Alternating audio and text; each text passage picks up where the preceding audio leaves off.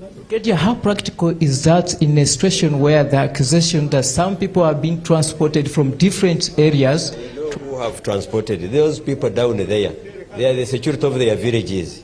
They are the answers of their villages. They are the people elected for their villages. So they know their people they have been living with. They are the ones who are going to tell us that they are new people, newcomers, the people have been ferried in, or these are their own people that they live with.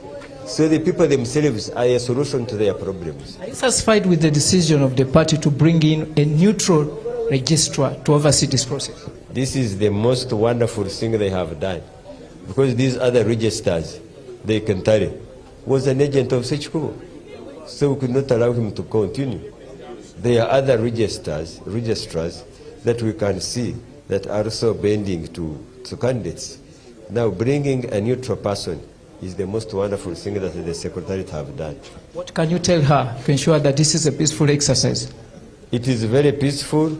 The police is here. They should escort her, go with her wherever she wants to go, so that she can feel free to visit any polling station to rectify the anomalies, and then we rectify the problem. But I think it's going to be smooth. You have been in the field campaigning for almost 1 or 2 months. How is the ground? The ground is good, except that people are still intimidated. These Sechikubos who have been here for decades of years, they have been using impunity, allowing their people to vote and are not allowing the other. Even today, people were not allowed. They were not supposed. They didn't want even to come and vote. Said it's useless, because whenever they go, they don't do what they're supposed to be doing. So for that matter, when we came in, that percentage that has been there, keeping quiet, is the one now coming on the ground to vote. So I'm sure it's going to be good. What is Brigadier General Rwasande bringing in Sembabule or Remiyaga? Implementing government programs, simple. Mobilizing for the party. Because NUP had taken over Remiyaga, where Sechikubo is voting from in a place called Rwembu in Remiyaga. NUP defeated the president. This man is called one of NUP. Defeated President Museveni. And the votes that Kyagulanyi got is the same votes that Sechikubo got. And President Museveni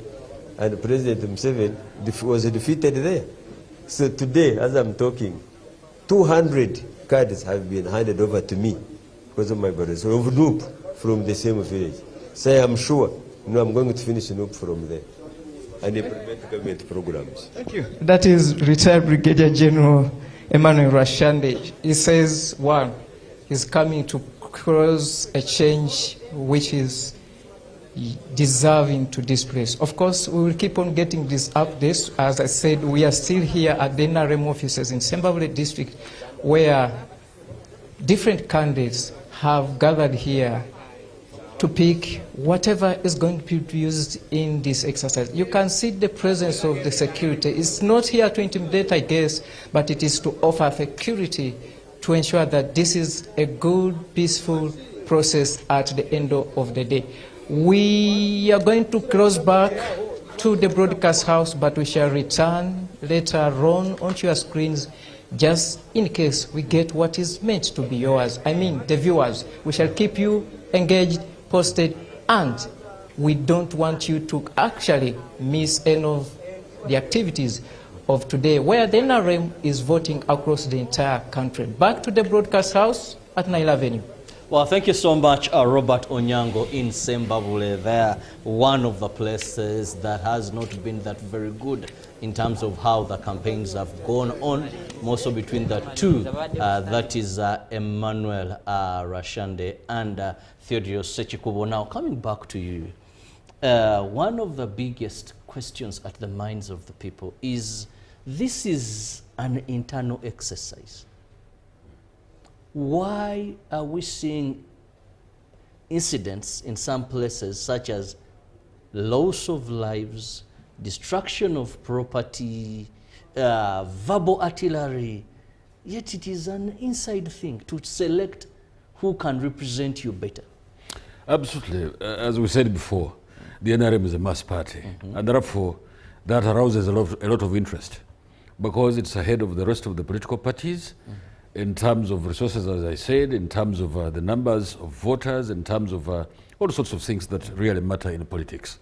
And therefore, for me, I'm not surprised about the interest that people have in this party because it's well ahead and presumably the winner in 2026 elections. And so that creates a lot of competitiveness. Competitiveness in the sense that people already know that, for instance, the NRM is going to win in 2026, but also the history speaks to that because in the subsequent elections, right after 1986 takeover, the NRM has always won. And that kind of trajectory definitely arouses a lot of interest. It increases competitiveness, and that explains as to why there are so many people vying for these positions of responsibility. And of course, when that level of competitiveness rises up to those levels, it means that people are definitely, people's passions are going to rise as well. And when they do rise, you don't really expect that there will be no conflicts between the various contestants for same positions of responsibility. So for me, I'm not surprised that there is that level of competitiveness because you are sure that if somebody goes through in Sembabule and in the rest of the constituencies where the NRM is absolutely popular ahead of the rest of the parties, people already know that you're going to win in 2026. And so I'm not surprised that these kinds of things are happening in Sembabule because once somebody is the flag bearer, and in a majority of constituencies in the country, and that person is the NRM flag bearer, they're going to win the elections. And so the interest is big, the competitiveness is big, and so the conflict as a result, because everyone wants to show that they are very powerful and all these kinds of things. And of course, that is going to be proven at the end of these primary elections today. Well, I've been in Mitooma, in Sembabule, and now let's come to Kampala, where we have Jethro at the old taxi park. Yes, Jethro, please feed us through.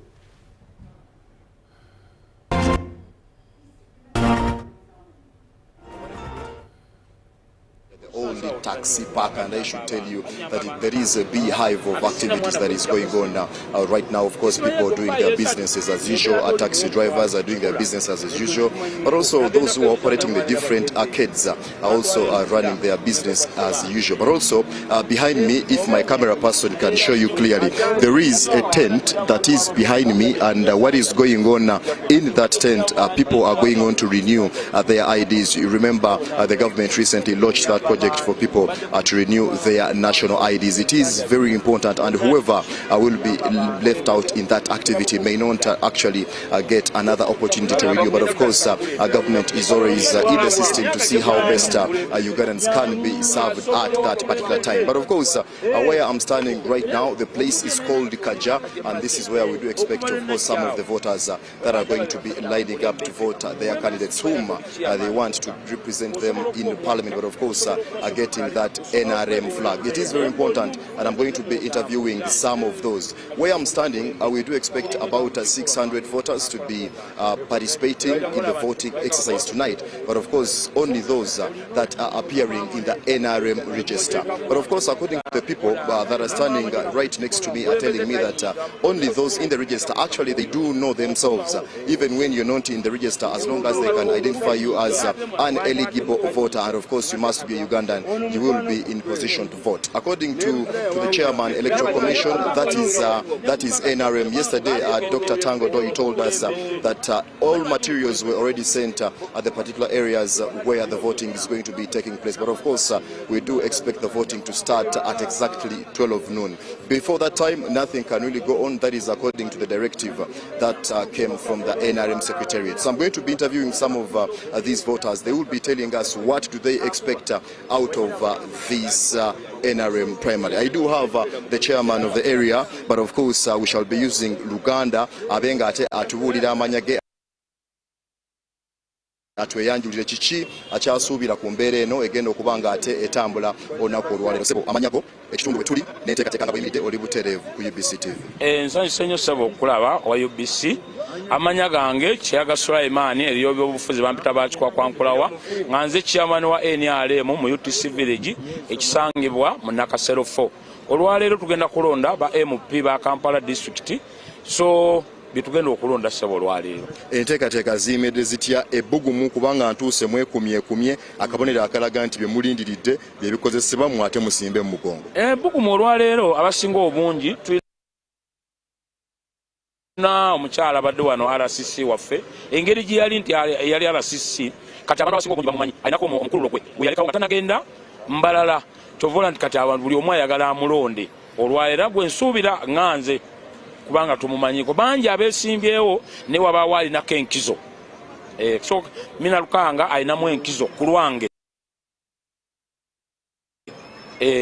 Kampala ono amanyikiddwa nnyo okubaamu emivuyo bw'oba ojjukira okulonda okwaliwo 2015 Kampala ono aze abaamu emivuyo naddala akamyufu kano muteeseteese mutya okulaba nti tewabaawo kavuyo konna kubanga eggwanga lirabira ku mmwe Kampala wano nze nsuubira tewajja kuba nnyo fujjo olw'ensonga abantu b'e Kampala titulinga bebbali wano mu Kampala abantu b'omutumba muno babuvunaanyizibwa oba twali babuvunaanyizibwa sisuubirawo fujjo okujjako effujjo ndisuubira kalulu k'abakansala ero sisiri kubanga wo bangi ne wano bazze kati mina Lukanga yalinga amanyikiddwa abalala omu yavudde bweru azze ennaku 3 nze kwesimbawo abaana baana bato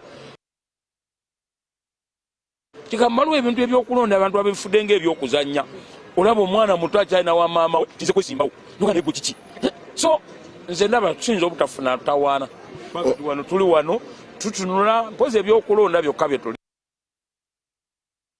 tulinze fe tuwega Amina Kaluhanga kyokka ndooza kyensuula ensonga z'obukulembeze zino omuntu kumugenda okulonda olwaleero asalawo kinene oba oli awo singa anaaba ayiseemu ku lunaku luli 226 ng'okonda kwabona kutuuse omuntu gw'omwagala okulonda leero ddala gwemusibiddeko olukoba kubajjukire batuuka mu Parliament bakola ebyabwe ng'abakulembeze ate oluvannyuma nga gwe omuntu wa wansi gwabonaabona omukyalo ono nze nganze mulinako likodi nti bwe yali ng'akyali RCC wa wano yali mukazi mugumu tayangwa kumagamaga era musuubiramu essuubi nti ng'abadde ayiseewo ne mu Parliament ayinza okubaako kyakola si muntu gw'osanga nti oyinza omuwugula amangu aludde mu byobufuzi yasooka kwesimbawo awo emakindye azze abaddeko wano kati bamutwala embalala omulaba nti atambulira mu system obuzibu bwe tusinga okufuna abamu tulinamu abantu abajja ne bagwira ebintu nga tebabimanyi naye kati ono omulaba yasooka ku RCC amanyi yasooka kansala avuddeyo abaddeko RCC Kampala agenze embalala olaba atambulira mu bukulembeze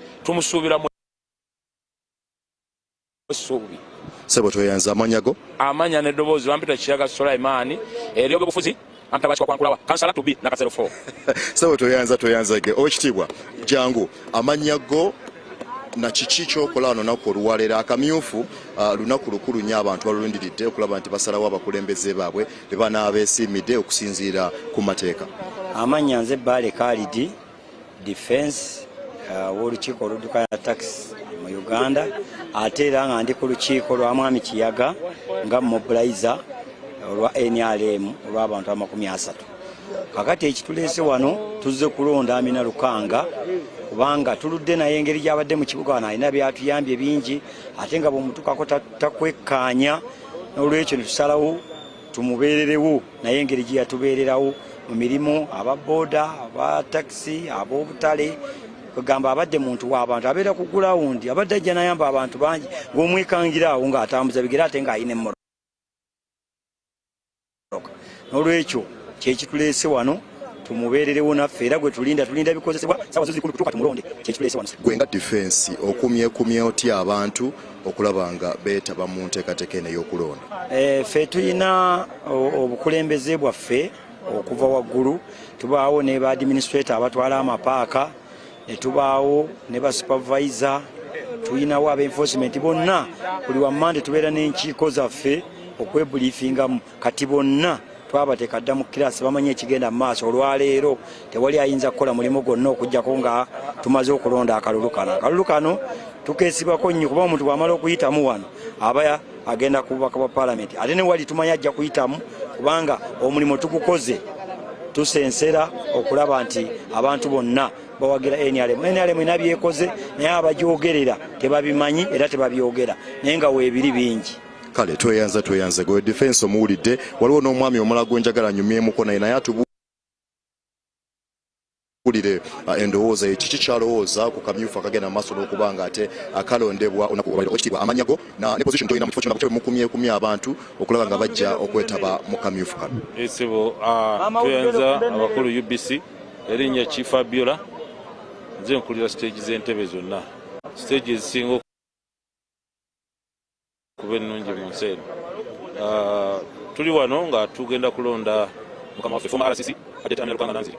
Lwaki tumulonda yatuweerezaako alumirirwa abantu ye muntu gw'okubira essimu obudde bwonna n'agikwata saavisi ze ennungi tasaba ssente so naffe twagala tumusasule tumusitule agende mu paalamenti ensonga lwaki tuli wano.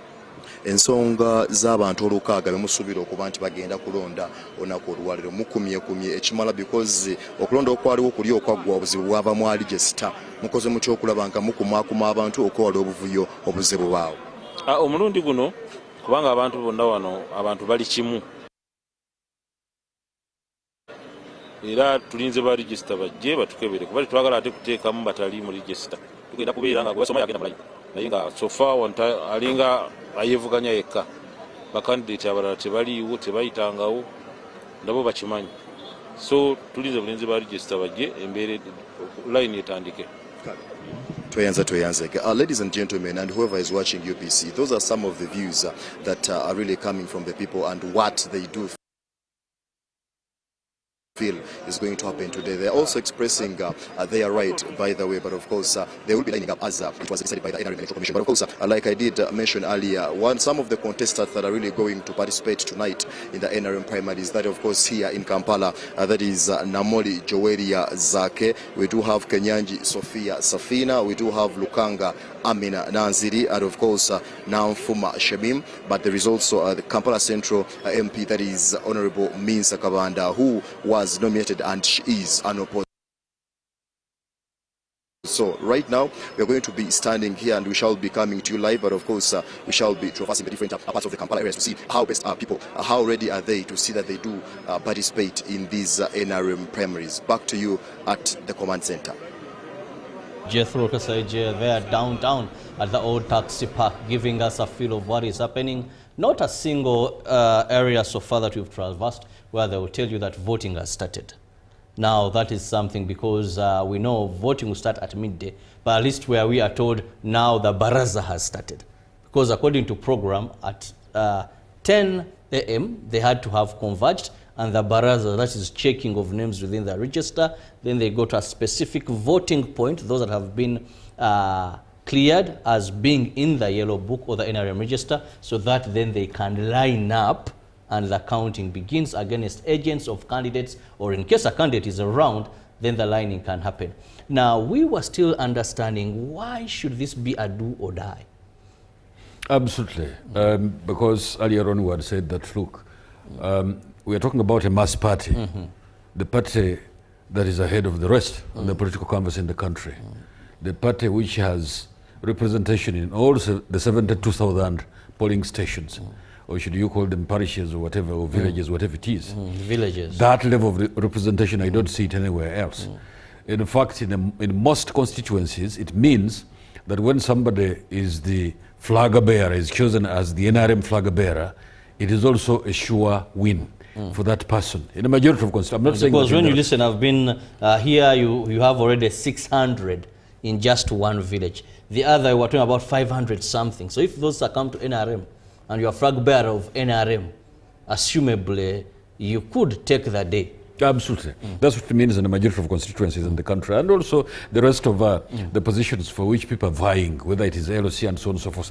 That representation, and people shouldn't forget the fact that from 1986 we had the LOC structure, which is very bottom heavy, with lots of representation, and that a majority of those representations throughout the country were inherited by the NRM. And that level of support, I don't see any other political party on the political canvas that is as organized and as represented as the NRM. And so it means that that representation translates into a lot of competition. And that competition up to some level also leads to a level, leads to some conflict as well as a result, because of the competitiveness and because of the fact that the NRM, once somebody becomes the flag bearer, they are sure they're going to win in the subsequent election in 2026. So that interest is big, that representation is big, the mass party is big, the mass party is also led by somebody who is very strong. He is known throughout the country, President Yoweri Museveni, the best. And I always tell my colleagues that the best president that we've had, of course, since independence in 1962, October 9th, we've had the best president taking charge of the country. He is well known, his party is well known, much more known than the rest of the political parties. And all these kind of things, once combined, they mean that the competition is going to be very big. Now, that said, Ambassador, as a diplomat and a political analyst, now, if the NRM primaries are serving the best, you know, when you look at the NRM register, the yellow book that they are following today, if, say, a village is about 700 people just taking, and when you look at the yellow book that are eligible to vote, now you look at the NRM register, it has maybe about 600 of that. Then where do we see your candidates lose, your flag bearers lose? How best do you explain these losses then? Absolutely, because you see, once we go for primaries, you choose the best. Absolutely, they choose the best. But of course, there are other candidates that have stood probably with this person person X that we are talking about. And because democracy is new to us as a country and also as individuals, I feel offended sometimes, not personally, I'm just using this figuratively, that if my candidate does not go through, then I will not vote for the flag bearer. And that definitely has bedeviled this mass party we are talking about, which is the NRM and which is led by President Yoweri Museveni. And that translates into somebody saying, okay, if my candidate has not gone through, okay, fine, I'm going to vote for somebody else, or I'm not going even to step anywhere near the polling station, which sometimes is a drawback to the successfulness of this mass party we are talking about. So, but I've seen efforts, especially since 2021, by the NRM and also by the leadership of the party, to try and encourage people that yes, when you go for these primaries, it's not a do or die. You still have the party which is supreme. It is much bigger than all the candidates combined. And it means that it is your responsibility, even if your candidate has lost, or even if you as a candidate you have lost, to make sure that you rally behind the person who has gone through this. For instance, a memorandum of understanding which has been signed by all people who are contesting for these various positions. Basically, you as a person agreeing to the fact that if you lose the primaries, then you must support the candidate who has gone through. There is that memorandum. As to whether people are going to honor that memorandum of understanding that they've signed. Of course, I'm also aware that some people have not signed, and so they've preferred that they come as independents to run against, even if the NRM, they come as independents to run against the flag bearers. There is also that thing which I've heard in quite a number of places. But I hope that the party this time is much more organized to make sure that if you lose the primaries, or if you right away decided to run as an independent, you would support these candidates. And I want to believe that this is going to be a little bit of a change from what has been happening in the country. For instance, what we had in 2021, 2016, and so on and so forth. It was really a do or die.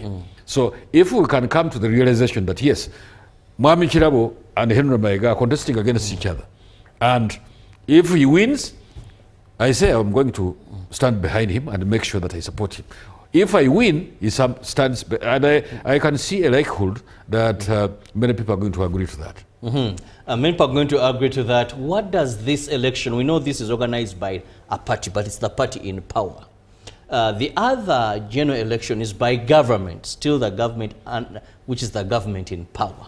Now, does the NRM party primaries have any reflection or speak anything to the 2026 general election? Absolutely, it does. Because, as we've said before, this is a mass party.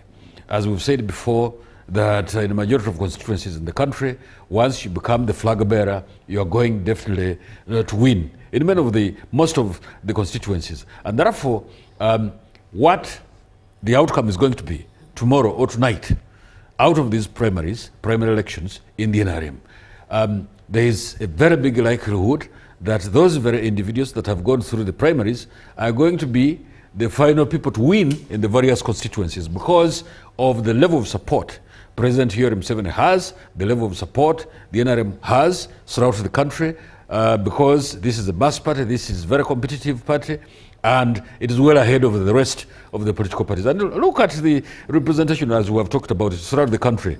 That level of resources that the NRM is using for the primaries is just so enormous. Come think about it. And I've not seen the rest of the parties on the political canvas really coming with this level of resources to make sure that they carry out these primaries. They're doing selections, they're doing appointments, and so on and so forth. And I hope that really translates into what they think can win for them the elections in 2026, which I doubt. And the NRM, as we speak, is definitely ahead of the rest of the parties, because once I'm a flag bearer, most likely I am going to win the elections in 2026. And that supposes, of course, that you're going to have most of the district councils, you're going to have most of the constituencies, and of course President Yoweri Museveni will be president. I have no doubt in my mind. Now let's also look at the element of transparency. I was speaking to the Secretary General of the NRM, and when I asked him about the issue of independence, why NRM has never come out clear on independence, he said, Robert, for us, we look at what transpired.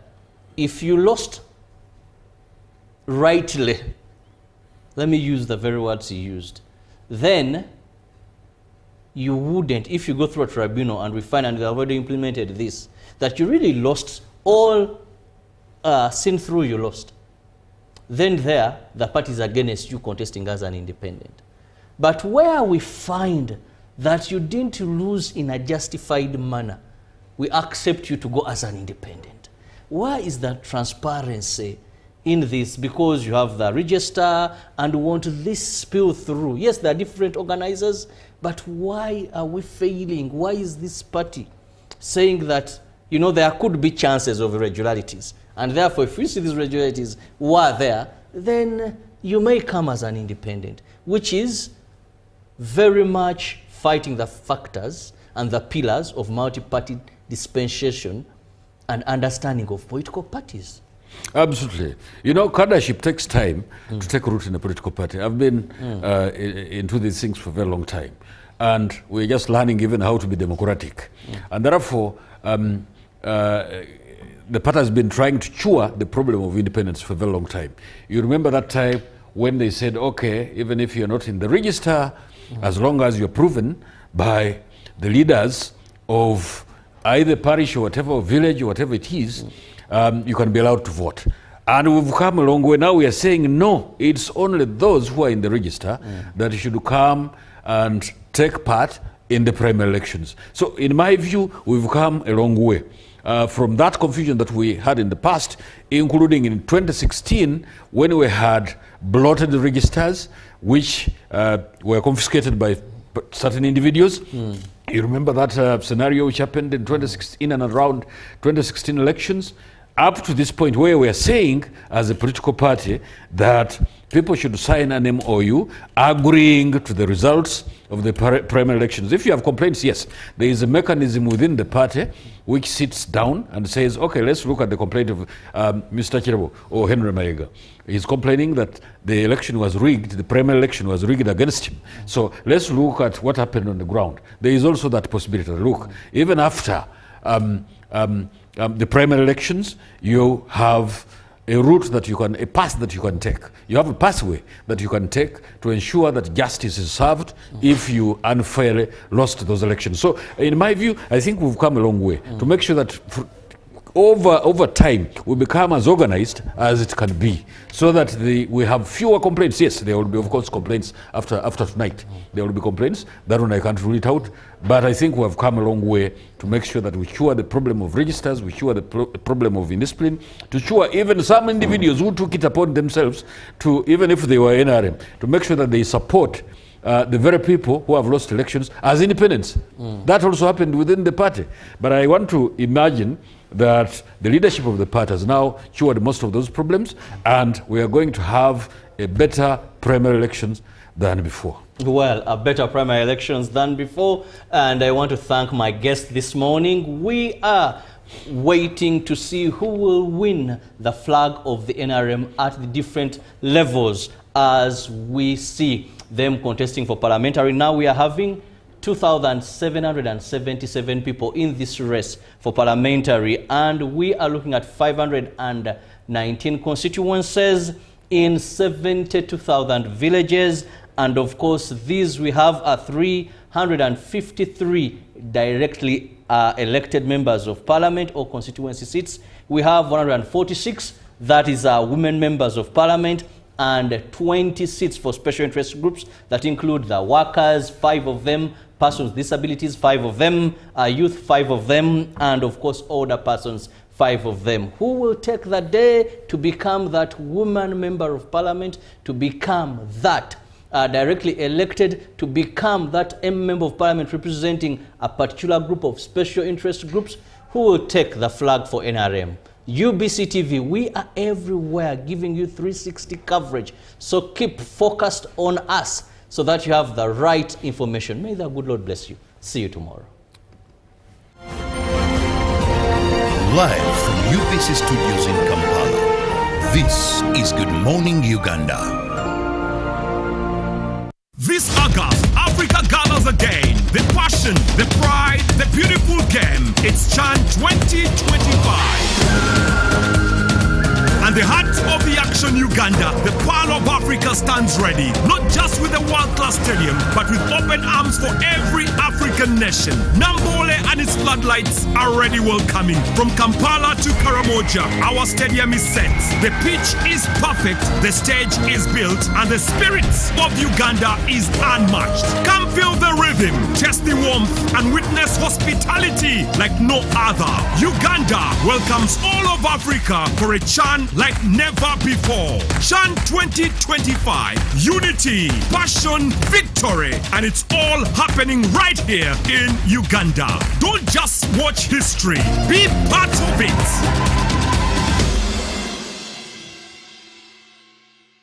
Pick of the day on UBC. He expected me to die like within the first 2 years. Out of the womb, the child will get pains, especially in the wrists. And this happens commonly when children are starting to walk. Was brought to you by I'll call you every day, yeah yo, baby don't know. You can now get all the Chibuzi out with MTN voice bundles. Call all networks Kubei Dondoro. Buy a 25-minute voice bundle for only 1,000 or buy any daily voice bundle of your choice. Dial *100 *21 hash and select daily or use the My MTN app. When we talk together, we are unstoppable.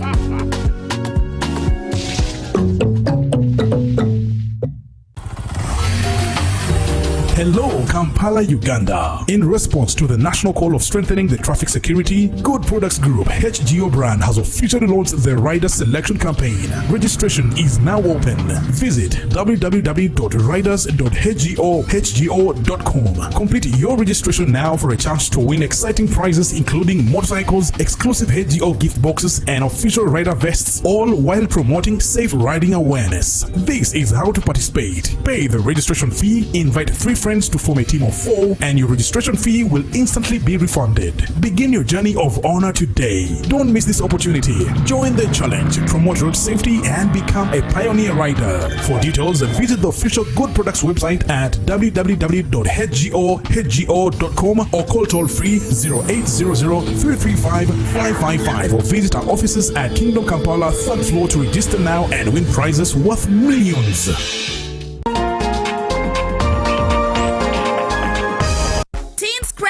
An amazing off-the-hook youth program brings you an array of fun, exciting, and educative segments you do not want to miss. From red carpet moments to proms, youth empowerment programs to youth gig vibes, and so much more, Teens Crown will get you hooked. only on UBC TV every Saturday at 1:30 p.m. Don't miss.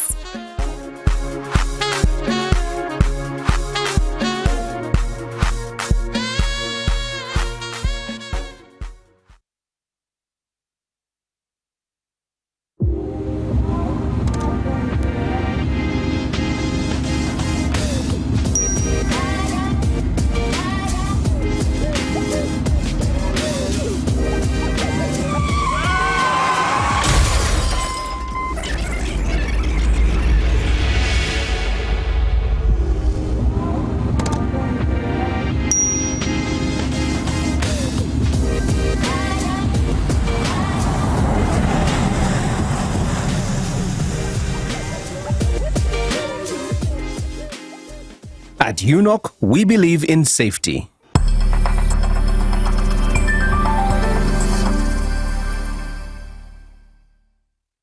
Are you an elite runner, a fitness enthusiast, or just looking for adventure? Get ready to run in paradise at the Fort Portal City Marathon on the 19th of July 2025. This is your race to experience the beauty and culture of our tourism city. It's all breathtaking for only 50,000 shillings. Register now at www.fortcitymarathon.com or come to Wazalendo Building, Room 9 in Fort Portal. The Fort Portal City Marathon, Mwija Tugende Toro, for a run in paradise. In partnership with Rock Telecom, Data Cities, Sams, and UBC, inspiring Uganda. And Toro Kingdom.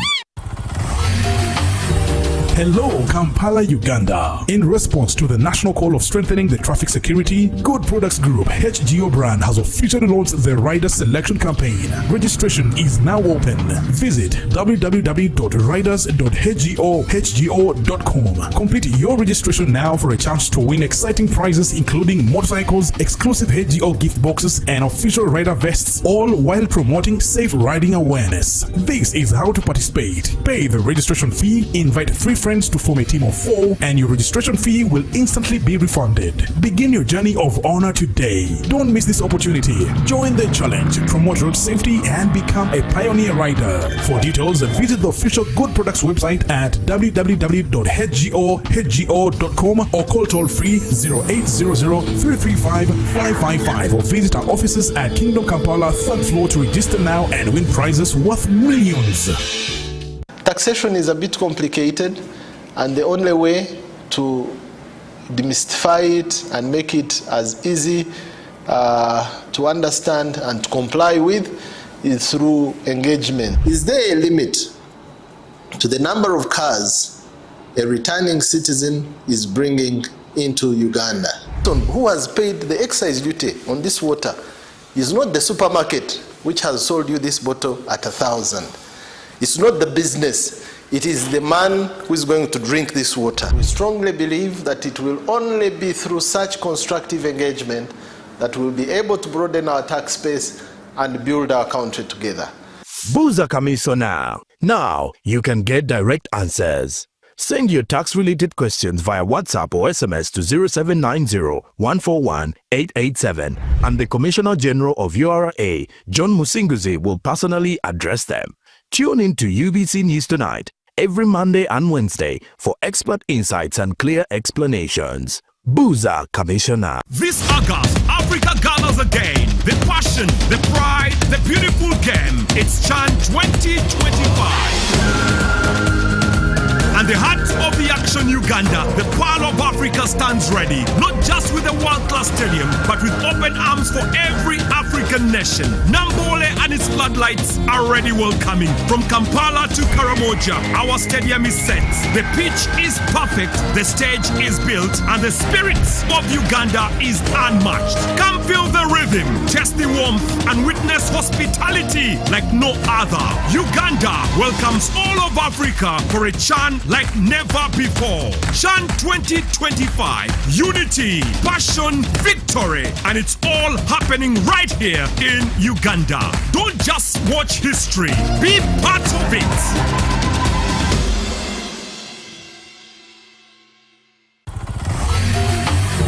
Hello, Kampala, Uganda. In response to the national call of strengthening the traffic security, Good Products Group HGO brand has officially launched the Rider Selection Campaign. Registration is now open.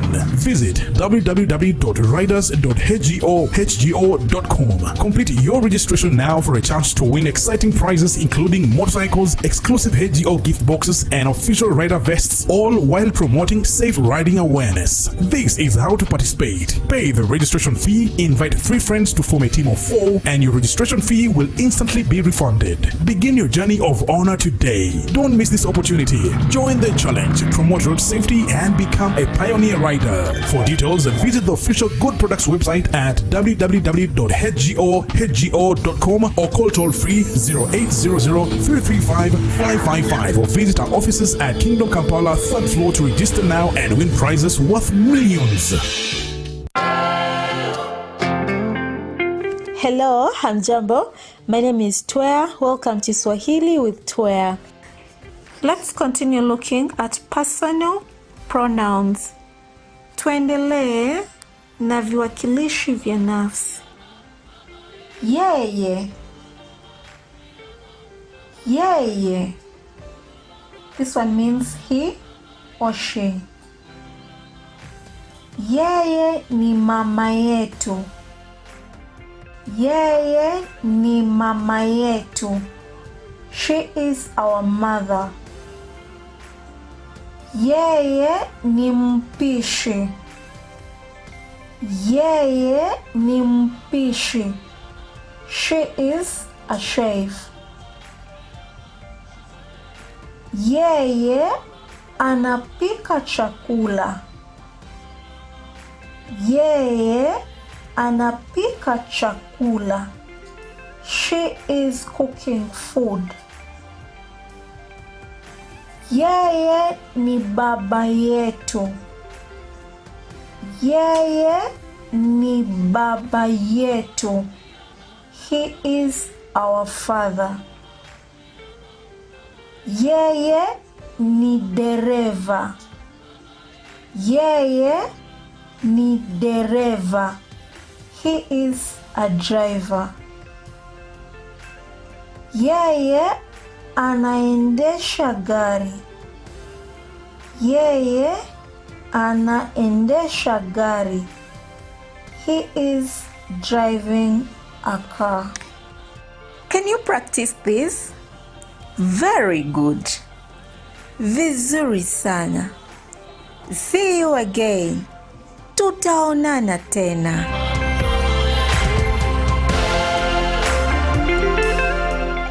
Pick of the day on UBC. He expected me to die like within the first 2 years. Out of the blue, the child will get pains, especially in the wrists. And this happens commonly when children are starting to walk.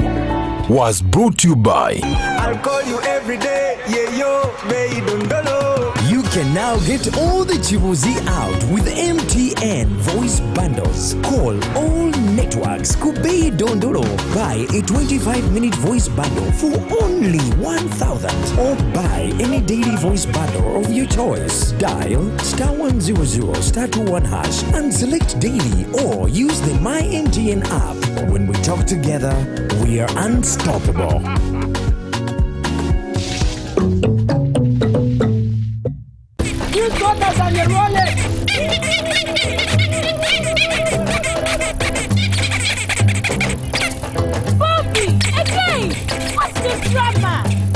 Drama? Colleagues, elections for special interest groups are calling. SIGs, elections, youth, PWDs, elderly. It's time to vote for our leaders.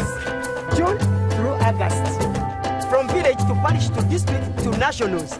Youth, PWDs, elderly. It's time, go vote your leaders. No! Elections are supposed to be peaceful. Easy vote, okay?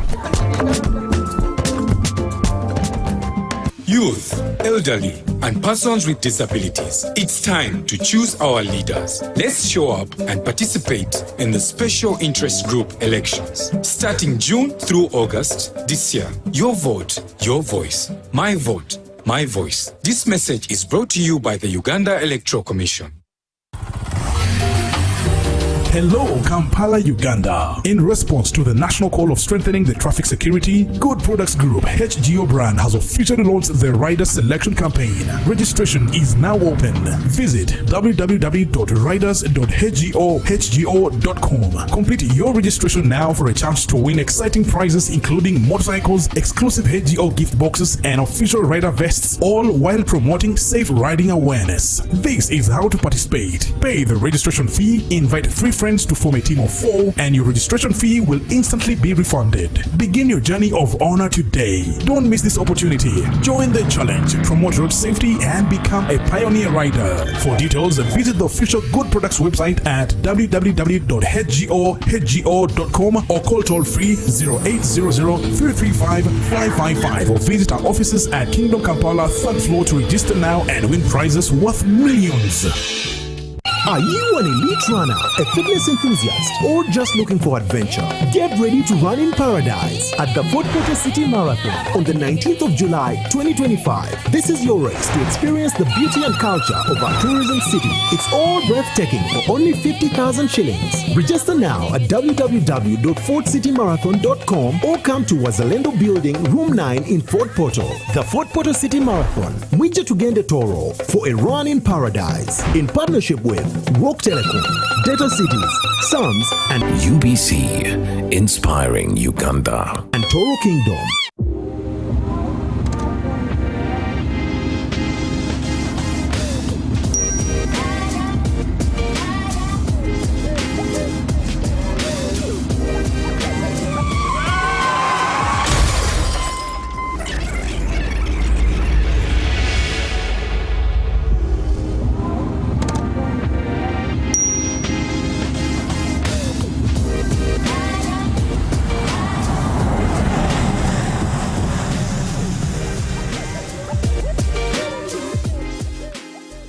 At UNOC, we believe in safety.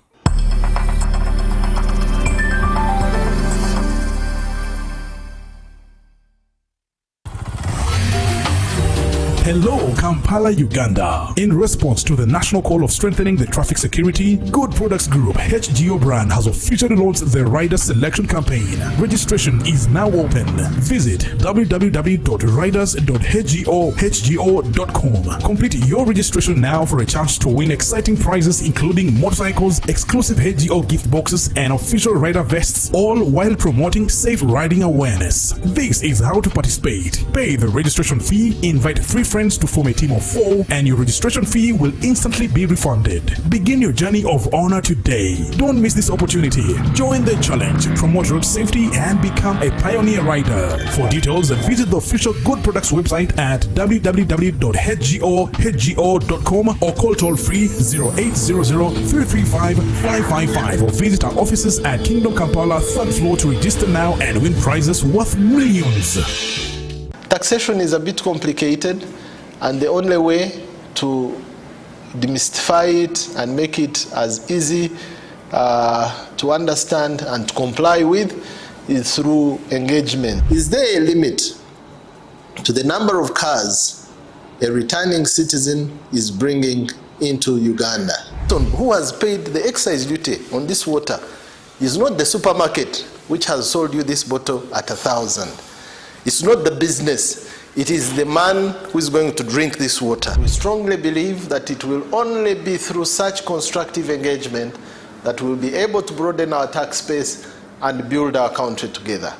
Buza Commissioner. Now you can get direct answers. Send your tax-related questions via WhatsApp or SMS to 0790-141-887, and the Commissioner General of URA, John Musinguzi, will personally address them. Tune in to UBC News Tonight every Monday and Wednesday for expert insights and clear explanations. Buza Commissioner. This August, Africa gathers again. The passion, the pride, the beautiful game. It's CHAN 2025. And the heart of the action, Uganda, the Pearl of Africa stands ready, not just with a world-class stadium, but with open arms for every African nation. Nambole and its floodlights are already welcoming. From Kampala to Karamoja, our stadium is set. The pitch is perfect, the stage is built, and the spirit of Uganda is unmatched. Come feel the rhythm, taste the warmth, and witness hospitality like no other. Uganda welcomes all of Africa for a CHAN like never before. CHAN 2025, unity, passion, victory, and it's all happening right here in Uganda. Don't just watch history, be part of it.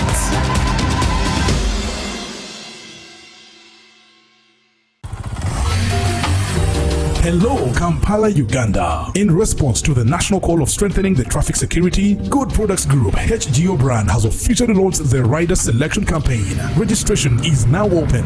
Visit www.riders.hgo.com. Complete your registration now for a chance to win exciting prizes including motorcycles, exclusive HGO gift boxes, and official rider vests, all while promoting safe riding awareness. This is how to participate. Pay the registration fee, invite 3 friends to form a team of 4, and your registration fee will instantly be refunded. Begin your journey of honor today. Don't miss this opportunity. Join the challenge, promote road safety, and become a pioneer rider. For details, visit the official Good Products website at www.hgo.com or call toll free 0800-335-555 or visit our offices at Kingdom Kampala 3rd floor to register now and win prizes worth millions.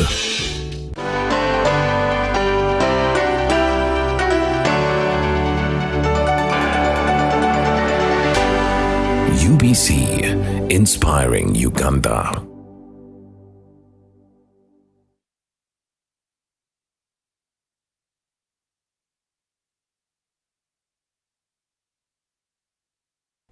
Yes, a very good morning to you tuned into UBC TV. We thank you so much for following all our work. Today is Thursday, the 17th of July, 2025. Uganda is in preparations to go into an electioneering year, 2026, where we shall have general elections from president to LC1, and the preparations are now. Political parties are doing everything to see that they get ready for the D-Day, that is February next year. My name is Michael Jordan Lukomwa. As Newsroom, we are taking over from Good Morning Uganda to give you now a widespread coverage of the whole activity of the day as the National Resistance Movement comes up with elections, primary level, for their members of parliament, people that will carry the party flags to go into the elections. Before we say anything, Philip Aguta is already here. He wants to give us an update. Let us first take it off, then we continue. Yes, Aguta.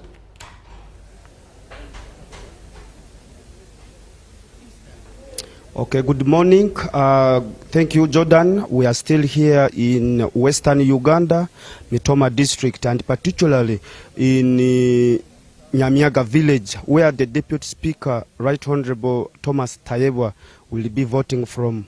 And as you can see, the voters are already turning up, and we have about 1 hour to go, and the time is now. As people are coming, the verification exercise is already going on, and the Deputy Speaker is already on ground. He is among the first voters to have turned up here in this polling station. And let's talk to him and see what his expectations are as you walk with me. Now, right now, the verification exercise is already ongoing, and the people have been pushed outside the polling area, and as they wait for midday to call their names to enter the polling station. Here right away with the Deputy Speaker, Thomas Tayebwa, and this is where he's going to vote from.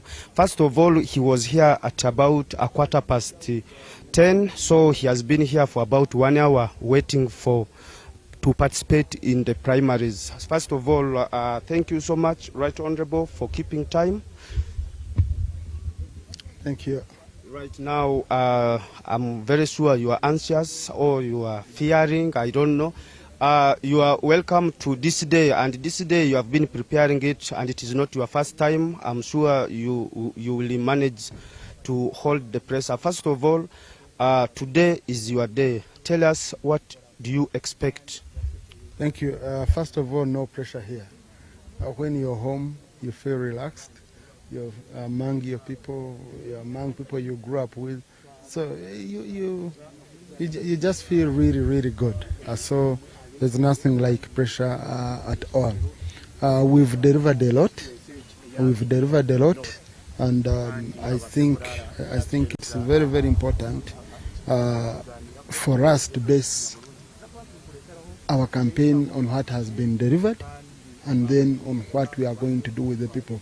I had one of the most interesting campaigns whereby I was, wherever I was moving in the community, it's the people who are reminding me what I've done, even before some of the things I had forgotten. So first of all, from an aspect of lobbying, from government, you can see we have electricity, we have water, we just got a health center 3, we have a skills development center, you've seen the road, you know. So people really do appreciate that. Then there are things which are personal, the connectivity we have with people. Now, some of us, when we are doing what we are doing, it's not about votes or what. We grew up here. I studied from here. My first job was teaching English, just in a school across. So I've been with this community, most of these people you see around. Some of them are my teachers, some of them are people who brought me up, who assisted me.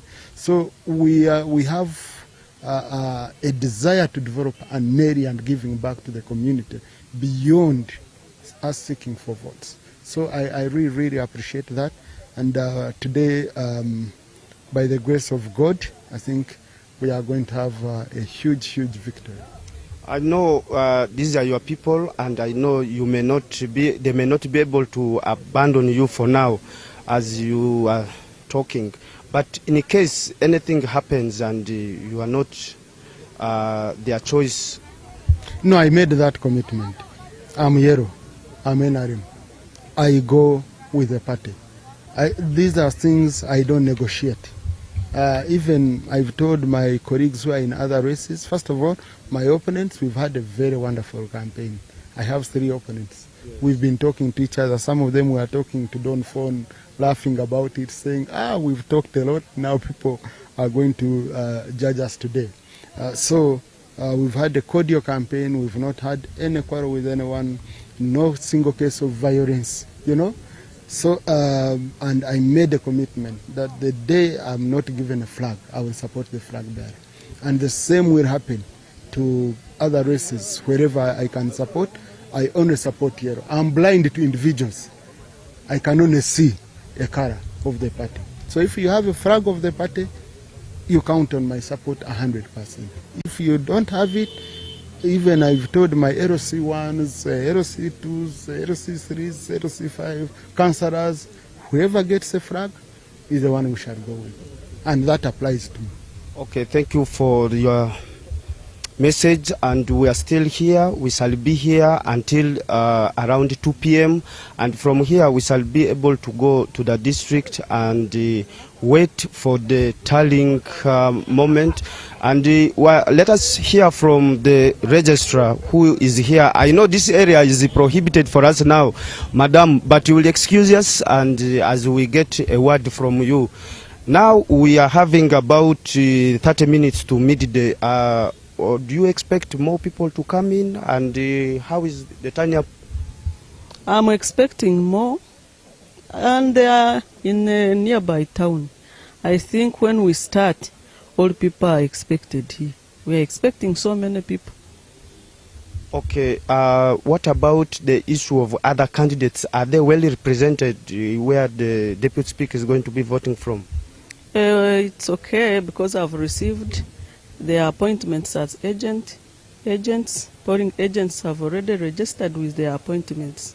So all the candidates, they are almost being represented. So tell us what is going to happen maybe after here. Where will you take the results and how will you take them, and how safe are you?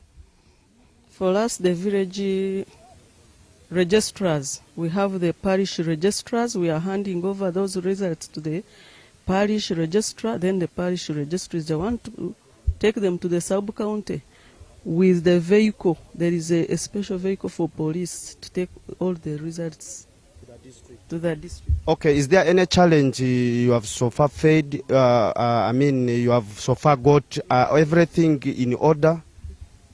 Challenges, I think maybe weather, but other challenges, we are not expecting any challenge here.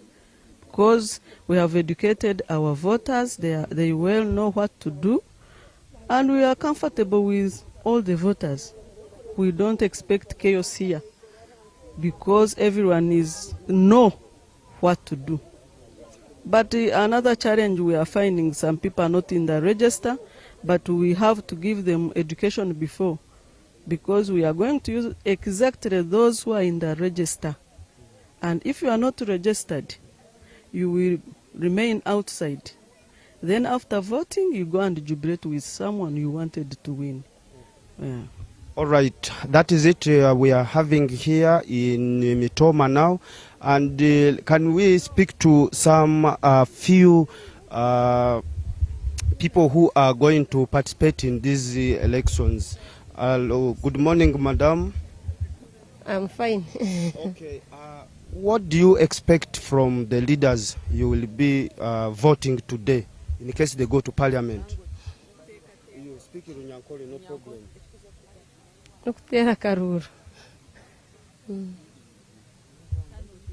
Okay, now I think I've been also at a very high disadvantage because I'm not good in this language here. Good morning, sir. Yes, good morning. Okay, are you going to participate in the NRM primaries? Yes. Your name is in the register? Yes. Okay, what do you expect the person you will be voting here to do for you in the next 5 years in case he goes to parliament? I expect that Honorable Tom Tayebwa will go back in the parliament. So when he goes to parliament, what is that one thing you want him to do for you as people of this sub-county? We as the people of this sub-county, we are expecting that in what he have been doing, he will continue promoting good things in this village and in this sub-county. And we are expecting, as we are in this polling station, he will keep developing our village. Okay, thank you so much.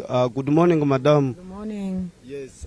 In case you vote, the candidate you are going to vote today goes to parliament, what are those few issues you want the candidate to address? Thank you so much. We know that our candidate is a good man. He is always good to the community, and the things he do, there are many. I can't tell even the lords, he started them. He started the farms. We need water at Inchwera village there. If we put him there, he can bring us many things, and he's a man of capable. He can also work with our president so that we can develop our country. He's a faithful person and a capable one. So I think that man can do better than others. Okay, thank you so much. Jordan, for now, I think let me hand back to you in the studios. As we be in touch, we shall be able to give you all the updates of what is happening here in Mitooma district. And Mitooma district is where Honorable Kahinda Utafire also comes from, and he's from Ruhinda there. Okay. And from here, we shall be heading to the district headquarters, and we give you all the results from Mitooma, that is the Ankole sub-region, Western Uganda. And in case time allows, we shall be able to compile for you all the details here of the results in Ankole sub-region. Thank you. Yes, Aguta, we are not yet to give you a space. We are still going to get back to you because we still need to know too much. We want to know how the verification process was handled, the kind of security around, and again, it is as if the turn-up is low where you are, but we'll get back to you and we'll get to know all that information. Now, like he said, Mitooma is among those districts that really need the attention. We have the Minister for Internal Affairs, General Kahinda Utafire. He's in one of the parts of that district, and where Aguta was standing is the polling station where the Right Honorable Deputy Speaker, Thomas Tayebwa, is going to cast his ballot. He's a member of the NRM in that village and a voter there. Then we are going to give you an update of the whole day as it will unfold.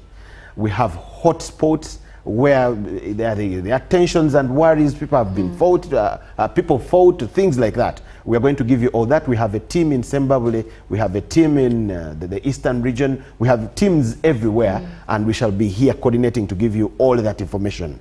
The NRM is voting today on 72,000 villages. These are even more than the villages the General Electoral Commission has, because remember, the NRM starts from a village and their elections are at the villages. Yet the Electoral Commission, the General Electoral Commission's voting is at the parish. So the NRM has more villages than the Electoral Commission. That's why they are 72,000 more than what the General Electoral Commission has. Now, we are starting up with a picture of what exactly it looks like today. I'm not alone here. I have a colleague, Babide Morin. She's going to give us an illustration of the way the spread of the candidature and who is unopposed. How many women MPs do we expect, and the hotspots that need all the attention as we'll give it to you. Yes, Maureen, good morning. Good morning, Jordan. Thank you for joining us, and to you, our viewers, good morning once again. Now, today, of course, as he has mentioned, kickstarts the NRM primary elections in different regions and parts of the country. And here, we'll start with regions where MPs are coming unopposed. And we'll start with Alebtong, where we see that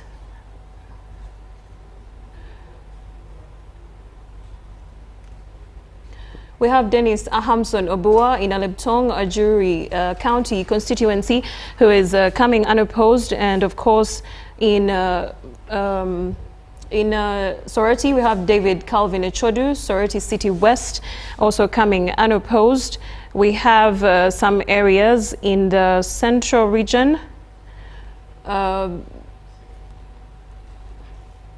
We have a woman MP from Mitiana district incoming, Judith Nabakova, also coming unopposed. And of course, we take you to areas that are hotspots where competition is stiff in Sembabule, where General Rashande and in Sembabule district, sorry.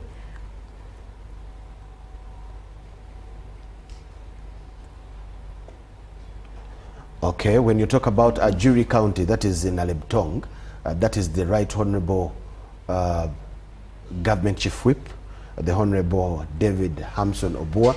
He is unopposed. We also have the Speaker of Parliament, the Right Honorable Annette Anita Among, woman MP Bukedea. She's also unopposed, and a number of others, plus the Honorable Judith Nabakova, as you also mentioned. The former Speaker of Parliament, Aritwala Kadaga, is coming also unopposed from Kamuli district. So a number of people are coming in unopposed, and in the discussions that we are going to have with different NRM stalwarts, we'll get to examine that. How do people manage to get to take these flags without opposition? Yes, because you have been serving, you stand in for an election. How do you be in a race alone? How does it happen? There are allegations of malpractices, but still there is belief of people having the capacity to get through on their own without any opposition. So in the different updates and the discussions we are going to have, we shall have all the information coming through. So what is your view about the day, and what are your expectations in your gatherings? I'm expecting peace and organized elections, because as we heard from Dr. Tanga Odoi, warning people that are thinking of committing any crimes or causing any violence will be dealt with immediately. So I'm expecting people to heed to his advice and for the police as well to maintain law and order in the areas where elections are to take place. And of course, I'm very interested in the women that are coming unopposed. We have more women actually coming unopposed in mostly the northern part and the eastern part. What is your view on that? Yeah, there are so many questions that we need to get answers to when it comes to people coming in unopposed. But I know the people within the party know the technicalities and the factors that build to it. So they will tell us how do people manage to get these flags unopposed. But just to tell you, whoever wins today will be the official candidate for the party come 2026, January, February, where we are going to have general elections, and those are the people that maybe will win elections and now get into parliament and different other positions. So we thank you so much for watching. Maureen, we're going to take a break. On return, I'm going to talk to a veteran who is also a strong man within the NRM, and some of this information is what we're going to be talking about, because they are in the party, they know what is happening, they will tell us. So what is your parting shot as we take a break? Before we go, I'd like you to also inquire on why we have more unopposed MPs in the north and eastern and none in the west, and even in the central mostly. I'd like to know why Much that obliged, is. my lord. Thank you so much for watching. Let's get back to you. It's UBC TV. Please, we have the whole election today. You just switch off UBC, you'll have yourself to blame.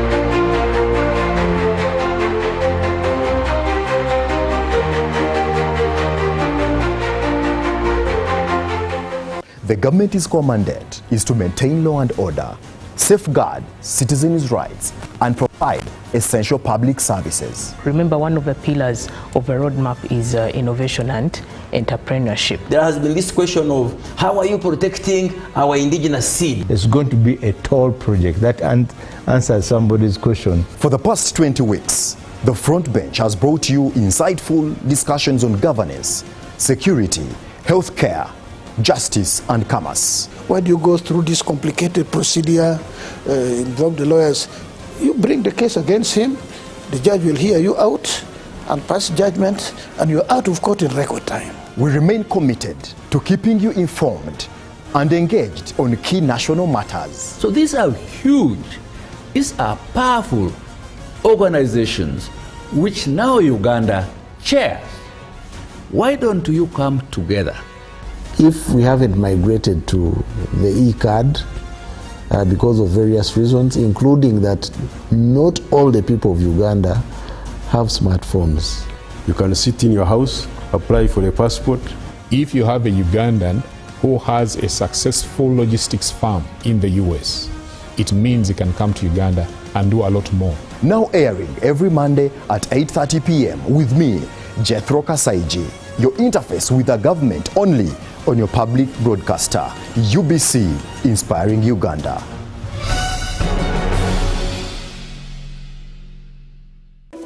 In a nation hungry for truth, a world where every story matters, there exists a beacon of trust and reliability.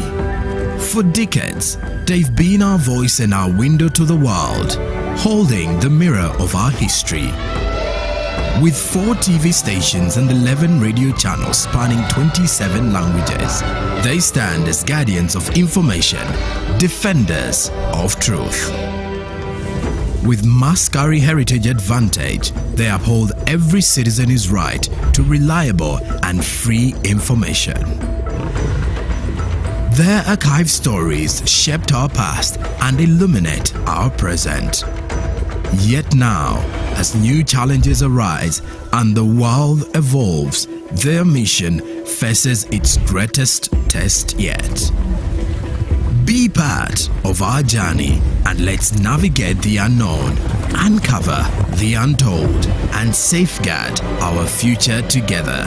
Tune into your public broadcaster, for it is the intersection of trust and truth. Because to UBC, your story, and every voice matters.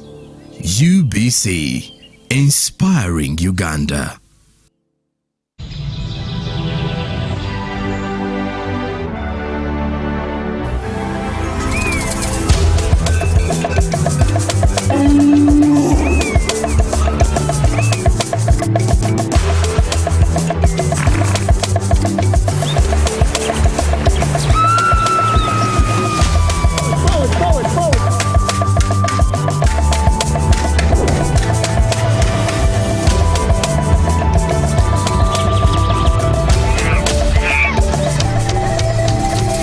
Uniquely ours. Explore Uganda. Hello, hamjambo. My name is Twea. Welcome to Swahili with Twea. Let's continue looking at personal pronouns. Tuendelee na viwakilishi vya nafsi. Yeye. Yeye. This one means he or she. Yeye ni mama yetu. Yeye ni mama yetu. She is our mother. Yeye ni mpishi. Yeye ni mpishi. She is a chef. Yeye anapika chakula. Yeye anapika chakula. She is cooking food. Yeye ni baba yetu. Yeye ni baba yetu. He is our father. Yeye ni dereva. Yeye ni dereva.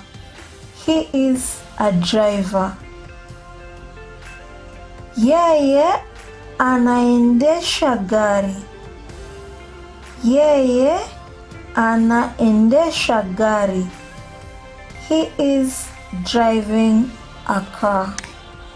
Can you practice this? Very good. Vizuri sana. See you again. Tutaonana tena.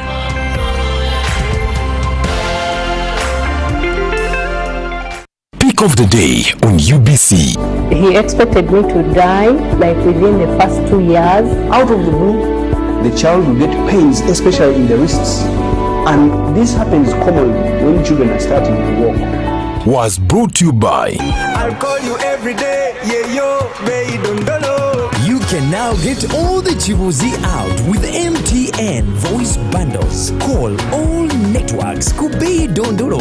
Buy a 25-minute voice bundle for only 1,000 or buy any daily voice bundle of your choice. Dial *100 *21# and select daily or use the My MTN app. When we talk together, we are unstoppable.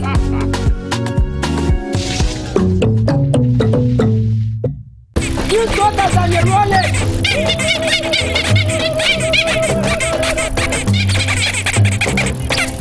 Bobby, again! What's this drama? Drama? Colleagues, elections for special interest groups are calling. SIGs, elections, youth, PWDs, elderly. It's time to vote for our leaders. June through August. From village to parish to district to nationals. Youth, PWDs, elderly. It's time, go vote your leaders. No! Elections are supposed to be peaceful. Easy vote, okay? Youth, elderly, and persons with disabilities. It's time to choose our leaders. Let's show up and participate in the special interest group elections. Starting June through August this year. Your vote, your voice. My vote, my voice. This message is brought to you by the Uganda Electoral Commission.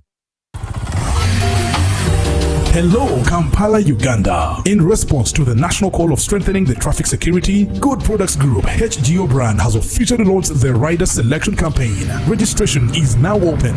Visit www.riders.hgo.com. Complete your registration now for a chance to win exciting prizes including motorcycles, exclusive HGO gift boxes, and official rider vests, all while promoting safe riding awareness. This is how to participate. Pay the registration fee, invite 3 friends to form a team of 4, and your registration fee will instantly be refunded. Begin your journey of honor today. Don't miss this opportunity. Join the challenge, promote road safety, and become a pioneer rider. For details, visit the official Good Products website at www.hgo.com or call toll free 0800-335-555 or visit our offices at Kingdom Kampala 3rd floor to register now and win prizes worth millions. Are you?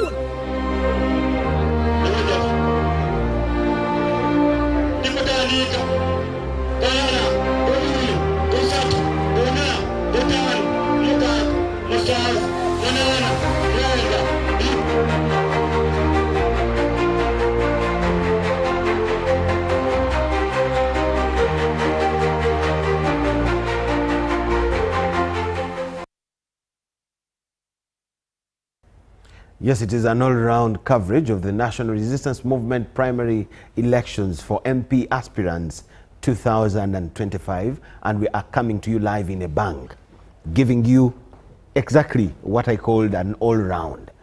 Now, we have a team almost in all parts of the country.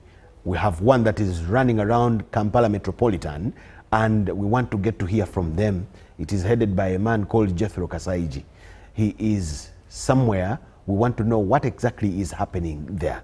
In the morning, we saw him talking to people at the old taxi park in the middle of town. There is a polling station there. People voted, and he gave us an update there.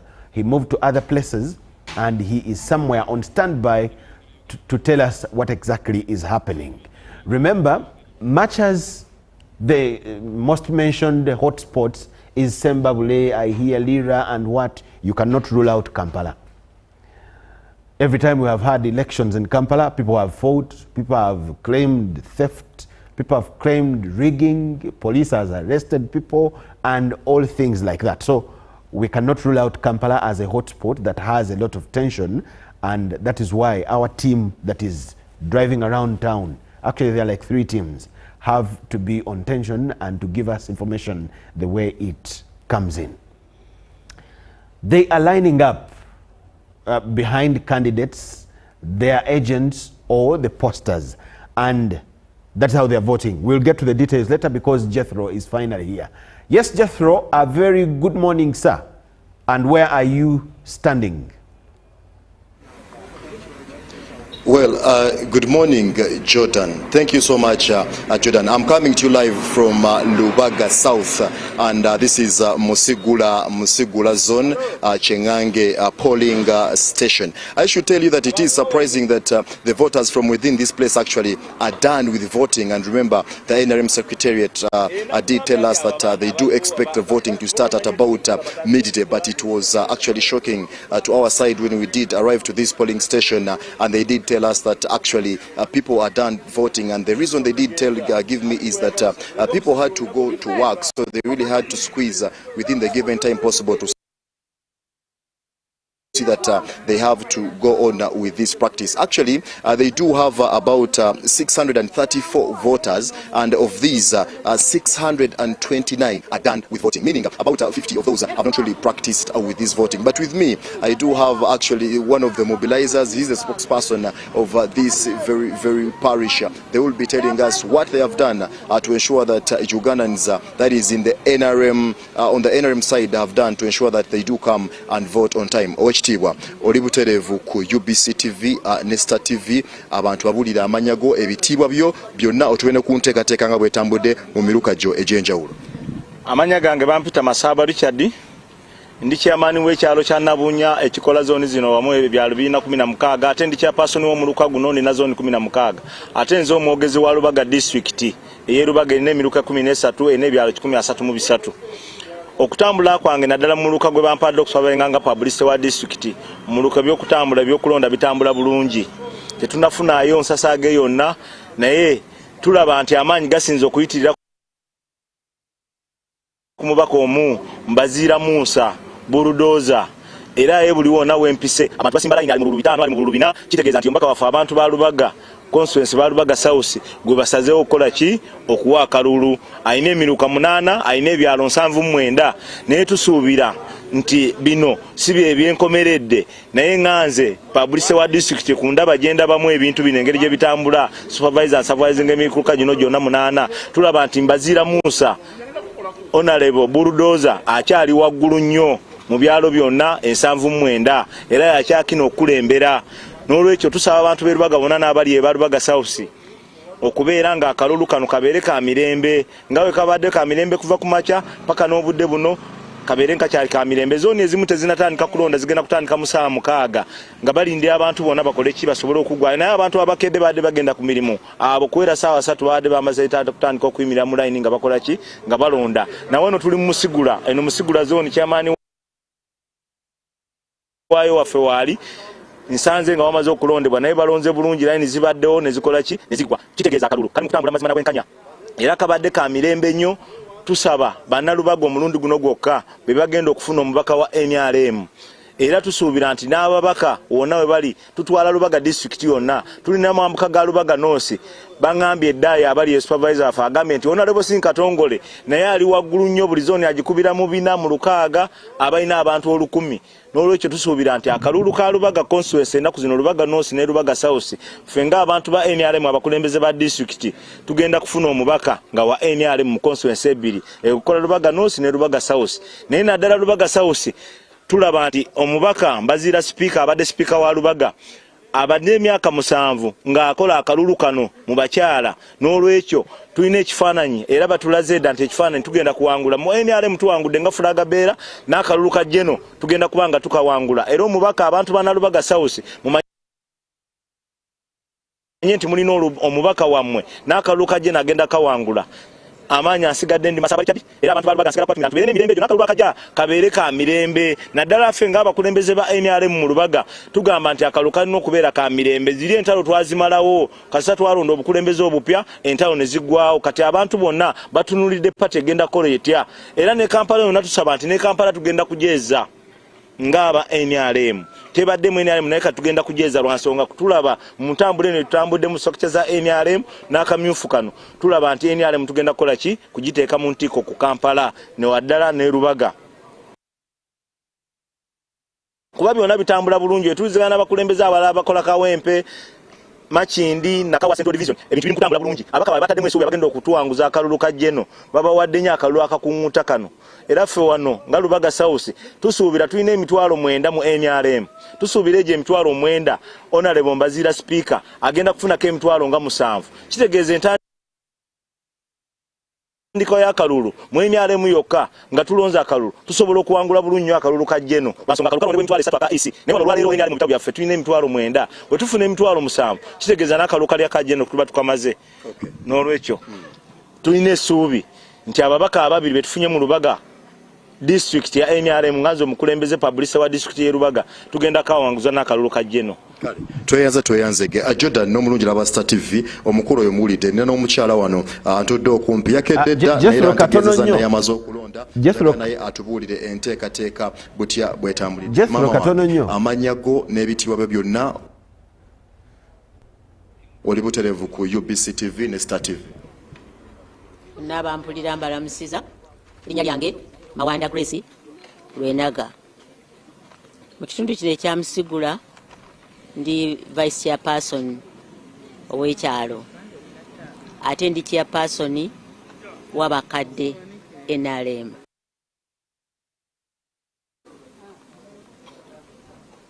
Mama tubulire enteekateeka nga bwetambula tugeze okutuuka wano nga abantu bamaze okulonda mukunze mu ky'abantu okulaba enteekateeka eno mujumbira kubanga kye musalawo olunaku olwaleero oba oli awo ate bannayuganda kwe banaasinzira okugatta eddoboozi mu 2026. Abantu twabakunze ekiro kyonna nga tubakungira Mbazira Musa okusinzira ku ntambula gye tutambudde naye nga tulaba nti bateekwa okumulonda era bonna baafubye nga basobola okujja okulaba nga bamulonda aveemu ng'omuwanguzi waabwe. Kale mami tweyanze mama ngo muwulidde akwadde endowooza yo ku kiki kyasuubira naye nina n'abakyala abalano bengenda okwogerako nabo nabo batubuulire ku butya enteekateeka batambulidde kubanga kakati okulonda mu zooni eno okukuwedde era bigenza okuvaayo nga Mbazira Musa afugyewo obululu 579 ate omukulu gwattunka naye omukulu Derrick Rufuunya n'aba nga afunyewo obululu 50 bwokka. Oba oli awo wano mu zooni eno oyinza okugamba nti omukulu Mbazirawo amaze okubanga ate obululu abukukumba bwonna kakati kisegedde kyakulaba kiki ekinaba mu zooni endala. Maama wange amanyago na kiki kyokola mu zooni eno nenge kigenda maaso nsonga za kamyufu. Seba amanya gange nze Mbabazi Peace chairperson Musigula zone. Tumaze okulonda ku 5:5 tulonze Mbazira Musa. Mbazira Musa yayise mu bulldozer ku bululu 6 totegedde bulungi tumulondedde ku bululu 6. Tumusuubira okuba nti ajja kututwala mu maaso nga MP waffe omwaka ogujja naye mu kamyufu yayiseemu. Okusalawo kw'omukozi olwaleero maama jjukira tekyali mukisa mulala singa n'ebinaava mu zooni endala oba oliawo kinaavaayo nti omukulu ono y'anaaba ayiseewo kati kitulindiridde butya bwe yonaatambula olw'eggulu naye okusalawo kw'omukozi olwaleero kyekyenkomeredde owulira nga mukozi okusalawo okutuufu. Yesebo tukoze okusalawo okutuufu okusinziira Mbazira Musa byatukoledde yaleeta Grameni wano mu Rubaga waffe mu zooni zezisinga tulina Grameni n'ebirala byazaakola tulaba nga omusajja ajja kutuzimba naffe omulundi guno gwokka tubeere nga tutudwa NRM parliament. Tuyanze maama wange sembera wano nkulaba oyambadde kaadi eraga nti oli agent w'omukulu Mbazira Musa oba oli awo omuyinza okuba nga mukumyekubye bulungi abantu mu Rubaga South entubuulire embeera nga bwetambudde akamyufu okukunga abantu yonna okuva lwe mwatandika kampeyini zino okulaba nti mutuuka ku bwanguzi mu zooni yammwe eno. Sebo amannya gange nze Dorothy Nabukalu nze vice chairperson wa Musigula zone era nze omu ku bakunzi ddala ab'omwami Mbazira Musa Gramini. Ebiseera ebisinga nze abantu mbanoonya ne bwe bamisana ne bwe bakiro kubanga nina n'omulimu omulala gwa nakyewa gwenkola nze mpandiika abakyala mu PDM abatannafuna ssente. Gwempandiika musaba n'akalulu gwempandiika musaba n'akalulu era ndi mugumu era nga ndi mumalirivu nga siwaliriziddwa nga nkakasa nti okusinziira ku lwe tuwadde Mbazira Musa ne mukama waffe omukulembeze w'eggwanga tujja kumuwa obululu era nsuubira Mbazira Musa tagenda kukwata bukwasi flaga wabula yagenda okuba omubaka addako owa Rubaga South Constituency. Esebo Tuyanze maama wange olunaku waluse abantu bagenze mu mirimu leero emirimu gyo osazeewo gimayire mu kamyufu. Esebo emirimu gyange nsazeewo nja kukwatira kazinda emirimu gyange nsazeewo ngimalire mu kamyufu olw'ensonga nti omwami Mbazira Musa badde mwagala nnyo nga MP wange mu Rubaga muno kubanga atukoledde nnyo atuleetedde ebibiina ng'abakyala era atukoledde nnyo kyovola nti tumwagaliza akalulu mu kamyufu. Singa ebintu bivaayo oba oliwo nga tebitambudde bulungi okusinziira ku kinaava mu zooni z'endala muli beeteefuteefu okuwagira yenna anaaba ayiseewo singa taba Mbazira Musa. Anaaba ayiseewo naye ng'okusinga tubadde twagala Mbazira Musa ayite mu bitundu byonna tusaba busabi abalonzi eyo gye bali bonna batuweere Mbazira Musa. Tuyanze kansembeyo maama ono omulungi alaba business TV nyokate musiga ekifaananyi kya presiding officer wali wa zooni eno oba oliawo bw'anaabakkiriza ajja kubaako era kyatugamba nyaba amanyago. Amannya gange nze Nakawesi Jaliya ndi n'abakyala mu kamyufu aka NRM. Mbazira Musa tumulonze ddala ffe abakyala yamanya ennaku y'abakyala kuba abakyala ffe bamaama ffe bataata yatuddukira mu nnaku yaffe n'atuterawo ebibiina by'okwewera tuweeredde abaana tuba tutte makerere lwa Mbazira Musa senga teyaliye senga abaana bali ku byalo bafuusa abayaaye era nsaba Mbazira Musa bw'aba ayiseemu ayongere okuyamba abakyala mu bibiina watuwola tuli bulungi kubaka tuweeredde abaana baffe nze nange ayogera wano omwana wange asomedde ku Mbazira Musa e Makerere n'amala obusawo obwa dokita ne bamutikkira. Kale, ladies and gentlemen, you've heard some of the views from the voters who have taken part in this voting exercise. But of course, concluding my interview, I do want to talk to the presiding officer actually of this very particular zone. She will be telling us what are the expectations, what has really come out of this exercise as far as Chengonge zone is concerned. Hajat, assalamu alaikum wa rahmatullahi wa barakatuh. Wa alaikum salam wa rahmatullahi wa barakatuh. Kindly introduce yourself to the viewer who is watching you right now on UBC TV as well as Star TV. What is your role as far as this NRM primary is concerned in this very particular zone? My name is Namsal Shahada. I'm from Church Zone. I've been the presiding officer here in Musigula Chengonge polling station. People came in large numbers. Actually, I also didn't know that NRM supporters are men on ground, but people came in numbers, almost over 500. And actually, we started at around 10, because most of the people here are workers. I asked them to wait until 11:30 or midday, and they're like, no, we are enough, let's vote. We have a lot to do. We are going to work. Yeah. All right. Thank you so much. According to the declaration forms that you did sign on as well, do you believe that what you have done right now is really the right thing as we wait for the final outcome later in the day? Yeah, I've done my role. I've done what I was asked to do, and I've done what the law says. So the election was fair and free. So people came, actually, akalukade kakusimba mugongo, eh? Yeah, people had to line. So here so far, I had Mbazira Musa won the race, and then the ladies now for Mashamim. Yeah. Okay, thank you so much. Ladies and gentlemen, as I get back to the command center, we are still traversing the different parts of Rubaga division. We shall be moving to other polling stations exactly to assess the situation and see what is going on at this particular time, after realizing that, of course, at about midday, some of the polling stations will be beginning their voting at that particular time as we wait for the final accounting as well. That is later in the day at about 4 p.m. Jordan, back to you at the command center. Yes, for handing back to broadcast house here in UBC. That is Jethro Kasaiji, and he is in Rubaga. We expect him to go somewhere else. We still will follow him up to give us more updates. Now, we want to understand, have a picture of this election, the historical beat and how we ended up here. Remember, at some point Uganda was, I would say, a single party kind of country.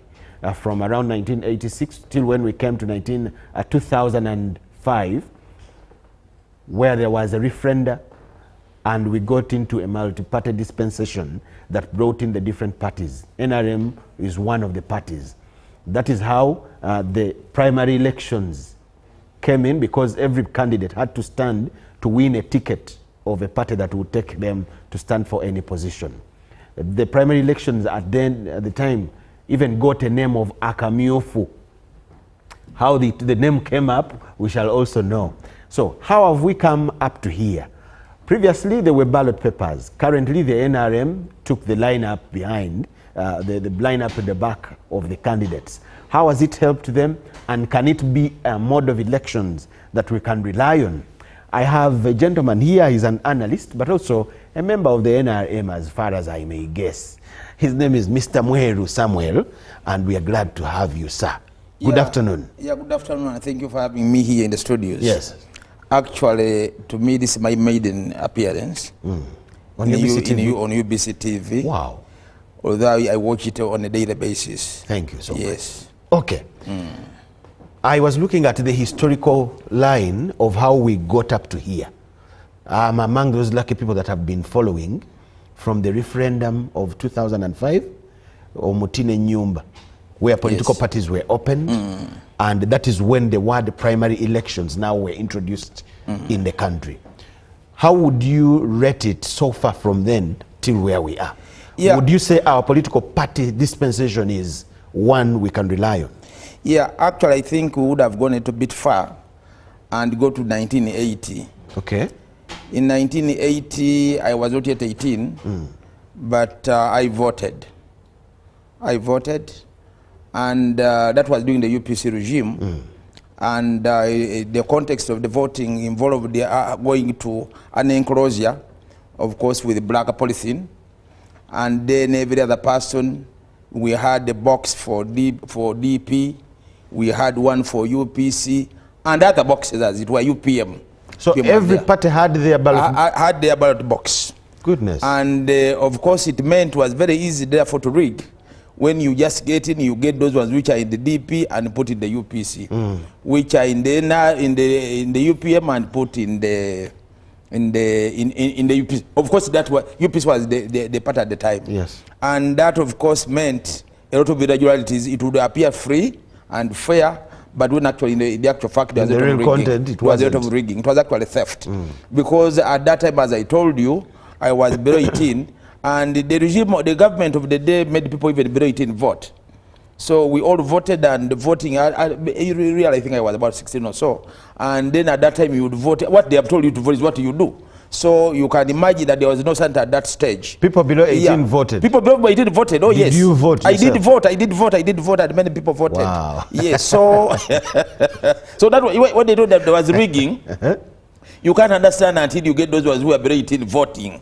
Yeah, so that happened, and the evolution to what we have today, of course, is a wrong one.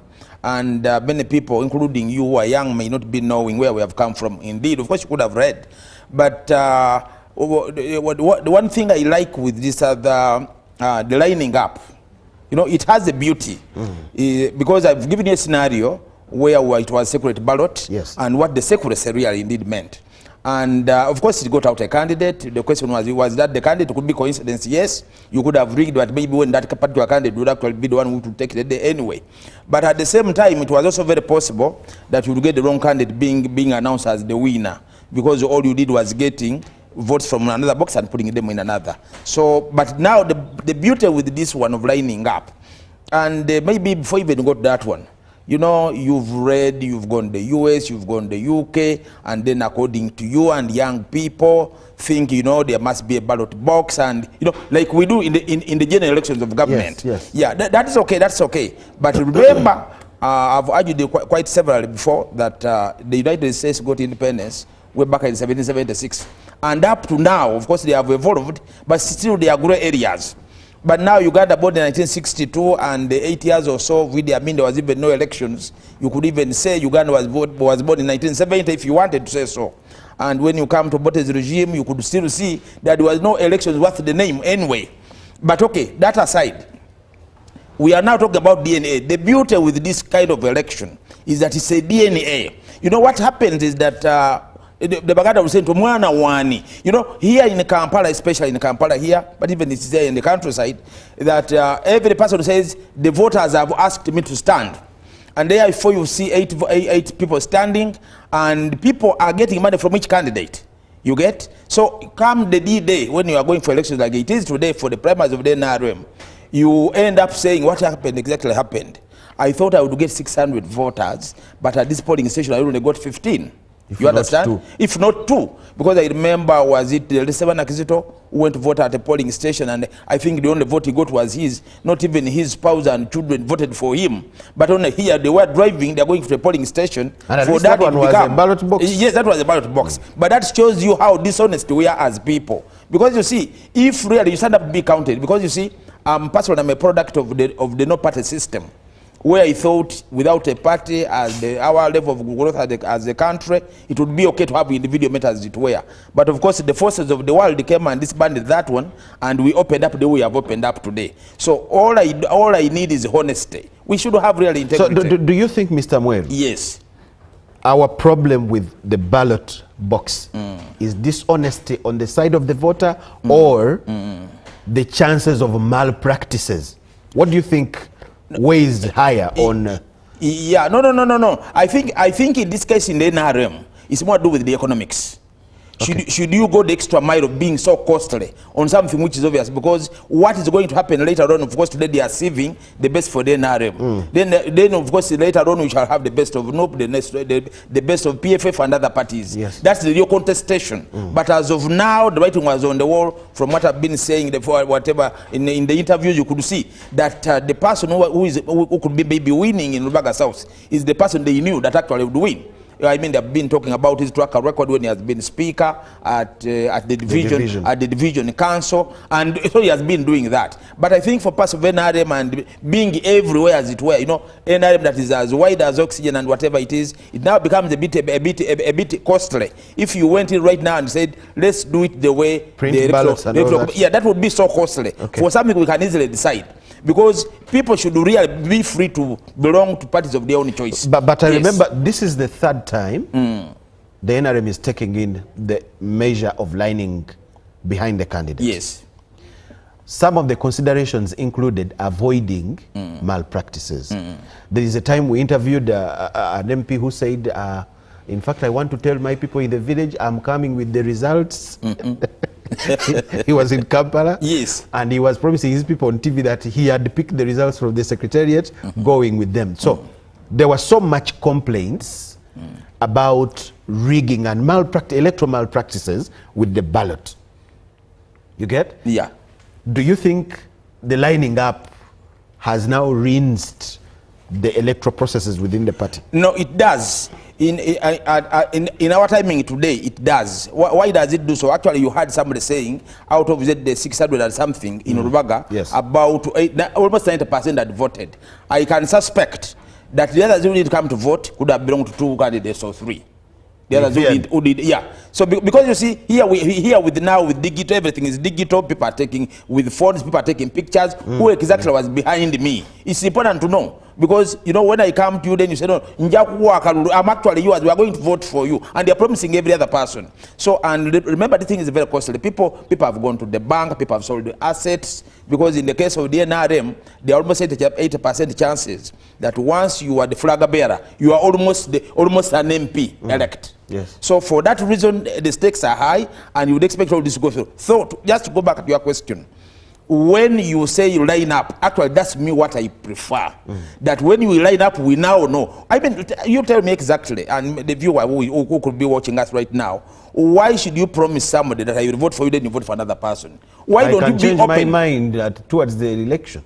Yeah. No, if you change your mind toward the election, yes, okay, that would be okay. Because ideally, if we had the multi-party politics that works, if you are going to stand as a candidate, people should even organize and contribute money for you for that purpose. Because you are going to serve their interests, not your interests, as it were. You see, in the design of the secret ballot as well, yes, one of the considerations are that I may not need to get problems with you. When you come to me, I will smile and promise you my vote, but I know that Nasa Mukasa is a better candidate than you. So secretly in the ballot, I will vote for the best person, but still I will keep the friendship with you. In the village, we remain okay. You would keep the fake friendship with me. Yeah, because a real friend would tell you, excuse me, between you 2 candidates, you are both good, but the other one is better. I would suggest, why don't you rally behind the other candidate? That's the true friend. But the person who keeps promising every other person that I will vote for you when you wouldn't. Okay, you could say so. I mean, you're also right in a way that when you do so, then you pretend that you voted for me anyway. And then, of course, I could add up a few colleagues. I said, but I have 100 friends. How come I got 70? That still means I could have everybody, including you, has voted for me in any case. So, still as it were, we could go there. I mean, in any case, there is another step that is coming in. But even if you didn't do so, what would happen is that I only pray, but I think we are going to have deviances coming up. That, okay, some people might lose in these primaries and they're going to come back as independents. Because now they'll be adducing evidence why they are coming as independents. Maybe they could be saying, whereas they was lining up, there was pressure used against some people to ensure that they don't stand behind me and they stand against the other, behind the other candidate. These factors are going to come out. Look at the previous election, we had the same thing there. But at the same time, at that time, we have people who came as independents and won the election. Yes. Yes, both of course in the NRM, the flag bearer, yes. Both in the NRM and the other parties. So this happens. It wouldn't be very surprising, but to me, it's very important. But okay, we haven't matured anyway politically. Because if you have matured politically, you tell someone the real truth. I personally almost participated in the previous election. I said, okay, before I get into these elections, let me do a survey. And all I did was to spend only 2 million. I tell people I spent 2 million shillings in the previous election. I did a survey to find out what people were saying. And a relative of mine was caught by my intelligence apparatus decampaigning me. You understand? Then I said, if this one is a relative decampaigning me, I mean, I do not want again fall out with people that I know. You understand? Because how much damage? You know, he goes on telling people that I know that one, blah, blah, blah, blah. And we're talking about Uganda today. Look at our social and economic level of development. It's not, people are not that informed to say, no, even if they are saying so and so is the best candidate. Let me give you an example. And let us cross now to Nope.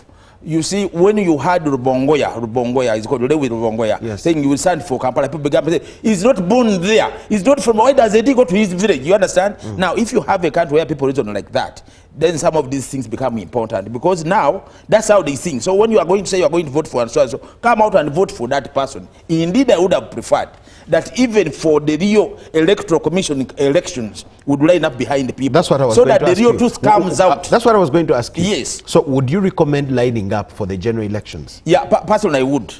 Personally I would recommend. We wake up on the D-Day, go to playgrounds. Yes. They put presidential candidate posters. Because you see, as a country we can't be honest. We can't succeed if we're not honest. You take honesty as a very simple virtue. But dishonesty is one of the root causes of evil in this country. People are very dishonest. Why do we still have people fight, even when the election appears as clear as that? No, the fighting is just fight. Because I know you will be watching this TV as the day goes by. The fighting you hear someone was slapped, a car beaten, arrested. Why? The fighting is justified, and I'm using justification in a very guarded manner, because as I said, if you, for example, for today for the NRM, if you get through as a flag bearer, it could even be 90% chances that you are going to be the NRM person, the NRM MP. Almost 90% chances. Of course, Kampala is a bit controversial, but if you went up country and you are the flag bearer today, you can begin celebrating tomorrow. Okay. Yes, you can begin celebrating tomorrow. For that reason, politics has become a paying job. Because you see, the point would be very lucrative. Look at the NRM as it were, look at its ideology. We will talk about Pan-Africanism, patriotism, we will talk about socio-economic transformation, talk about democracy. But very few of these people who are coming up to stand for MP understand those pillars very well. Because that one is the real truth. Let me call it what the does that truth. say about the party? Let me call it the real truth. No. It's not the party. It's the voter. No. Because I think by the time I qualify to be a candidate, the party has taken me through its ideologies and what it believes in. Yes. What drives its existence and all the motives. Yeah. Let me give an example. A bit of deflection. Rubaga South. Yes. I don't want to talk about the seized people, but knowing what Rubaga South is, I shall also go to Kawempe North. In the previous election, the kind of candidates they brought, the one of Rubaga South, whom you know very well, surely would that represent the best in Rubaga South? Would that candidate represent the best of Rubaga South? Certainly the answer is not. If you went to Kawempe North, the recent one, would that person represent the best of Kawempe North? So the brains like you people have now shunned politics. Why? You want to tell people the real truth, what an MP does. You understand? So if you now, this is why they will say we are not going to vote for you because you don't marry people. To them, we are not going to vote for you because you are not married. No, the issues in the community are different from what the MP is supposed to be doing. Thank you, as Mr. a result, I now go on a bandwagon of what you want, not what I should do. Okay, we have updates that are going to come in. Yes. And we shall start with one from Kasese. My colleague will give us to them. What would be your last statement or message to somebody watching us out there, especially somebody that may have had plans of causing mayhem wherever they are? No, causing mayhem, of course, is not good for the country. Ugandans should know that politics is another cycle. Another cycle. Let's prepare our people, prepare yourselves. Of course, within the NRM and other parties, there must be civic education internally. Forget one by the Electoral Commission, maybe forget one by the Uganda Human Rights Commission. But it's very important that civic education, people understand these things. At one time, we had political science in the syllabus. I think the things have been waived. Political education. Yes, political education, yeah. Because people should be able to understand what is the importance of voting to begin with. If people understand the nitty-gritties of why somebody should go and vote, then they would understand what it is. You are talking about people voting today who have never read the Constitution and understood it. You are talking about people voting today who have never read and understood, internalized the Local Government Act. Now, anything you tell them, in other words, we have a population that is gullible. And for those, can you imagine if you're a professor and then you go to a place and people want you to dance for them? You know, some of these things, the electorate should also mature up, should shape up, so that we get the people that actually we deserve. Short of that one, you are going to get a parliament, and you can see the trend that this parliament has, the current parliament has very good brains and others that are lukewarm. You understand? Therefore, for that reason, people, we have, this government has been around for so long a time. It has actually, many people have built capacities, but the voter should be in position to say, no, you people are 5, let us only have 2.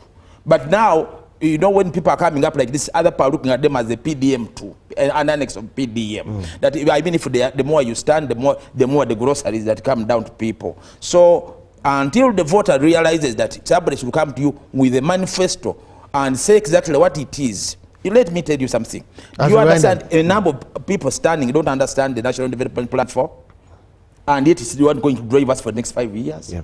They therefore do not understand why the budget was framed the way it was. And now, if members of parliament, a number of them, talking about people who are coming up who don't have a grasp of this thing, therefore, what will inform their voting later on? Because now we are saying they did ABC. We're talking about a country. We're talking about Africa as it were. So, in other words, the voter today, those who are there, please don't cause confusion. You know, sometimes don't actually confront the police. The police has come to do its work. You go and line up and go back home. When they announce a person, assuming the person who has gone so is not yours, just relax. There is some other time. Yeah, there is some other time. I mean, the election is not done yet. It's February next year. Is it February next year? Yes, your person may come back as an independent. Oh yes, that is okay. Thank you so much, Mr. Mweru. You're welcome. His name is Mr. Mweru Samuel. He's an analyst, and that is the little we managed to share with him. We thank you so much for watching. Now, we have updates that are coming. Maureen, you must be ready with what you have to feed us with in as far as updates are concerned.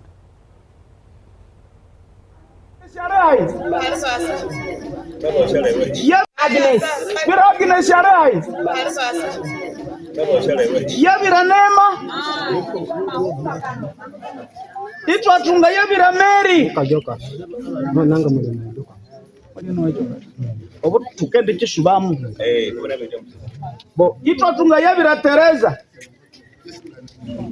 itwatunga yabira Marizani The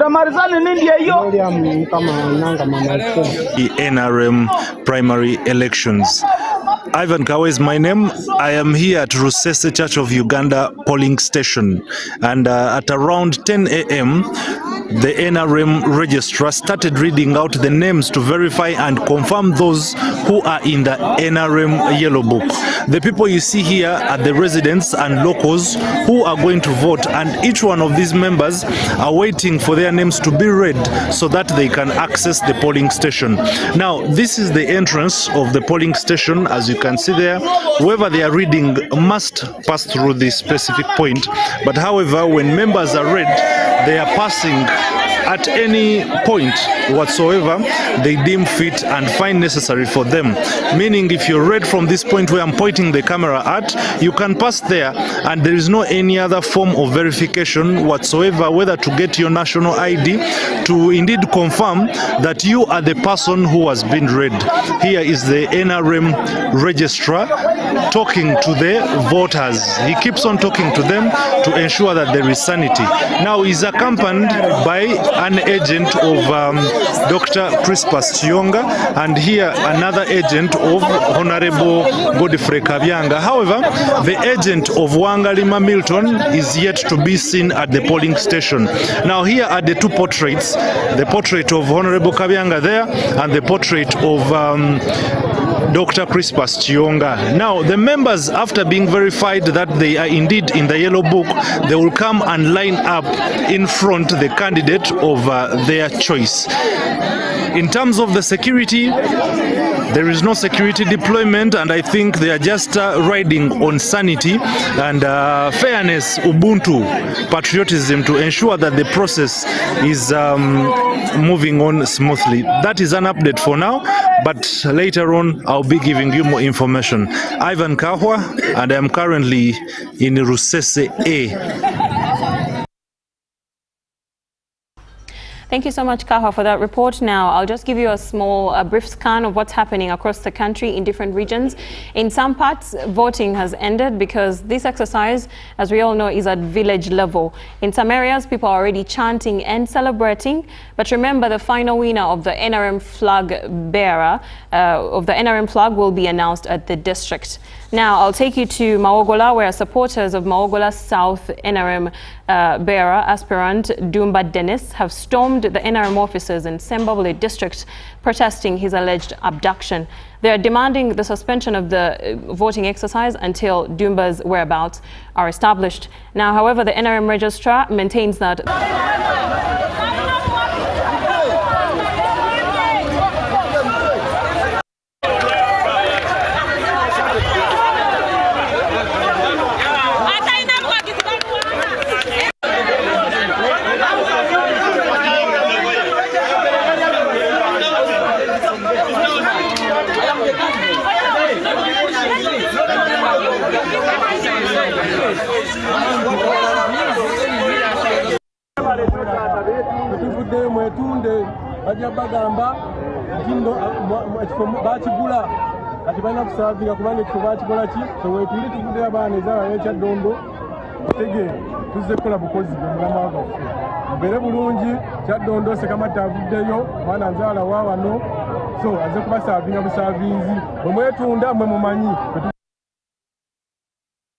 Now, over to Gulu, musician turned politician Bosmik Otim has arrived.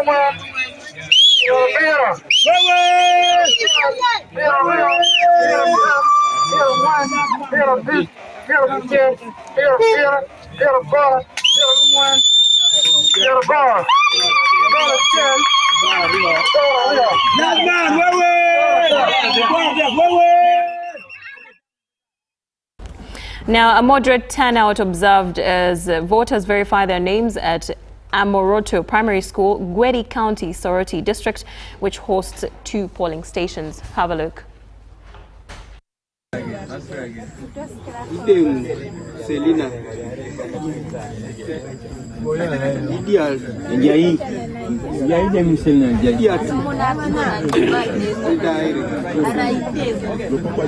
Ikara Francis Ikau Sarah Ikeme Brit Patrick Ikilai Isaac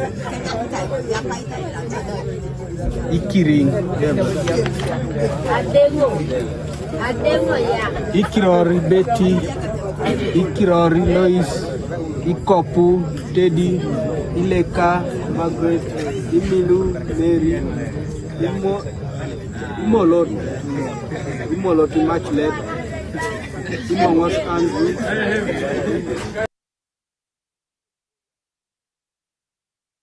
Now, news coming in from Entebbe. In the municipality, voters have reached various polling stations to verify their names in the NRM register before officially voting starts. The rest has attracted 3 candidates: Shaka Stephen Gashaija, the incumbent, Najemba Scholastica Baguma, the current chairperson of Division A, and Jovia Namara Tugume.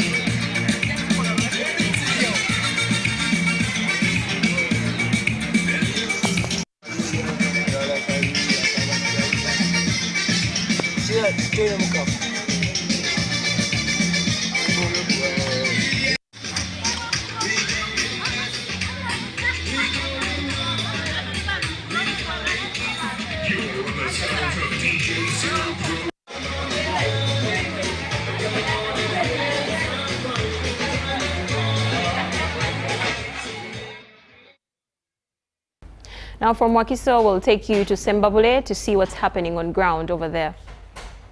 Beaten, they have been abducted, many people are in the prison. We have been in this, we've been intimidated. Candidates have been moving around with soldiers, intimidating people. You want to vote, you want to come for these elections, we don't know you, you are all NUP supporters. Imagine being in NRM primaries and someone starting saying, because you have many supporters, now you're NUP. I know we want many people in our party. Now, if you get people that attract people to our party, then other people try to add to say that you are now no because you've got support. I don't know where these people get this information. Whoever has a big number of support is no. Where is no? Because our constitution, because our constituency was taken by NUP, now they think it's NUP. I want to assure you, I want to tell you this, that constituency was taken by NUP, but it's not NUP. It was taken by NUP because of the candidates we had that time. And met a lot of people. People are in hospitals who are here. People there have been intimidated on the polling stations. Don't come to vote. Imagine I even called the DPs, telling him they're intimidating our people. The polling agents are not moving. Whoever moves is abducted, is taken to the prison. I told him, please give us some support. Put some soldiers on the polling station. He said we cannot provide all polling stations with soldiers because we are less with manpower. So we are requesting our chairman, the president, please intervene. Please, you can stop this election and we prepare very well. I want to assure you one thing. They are telling people, you come and vote, which is okay.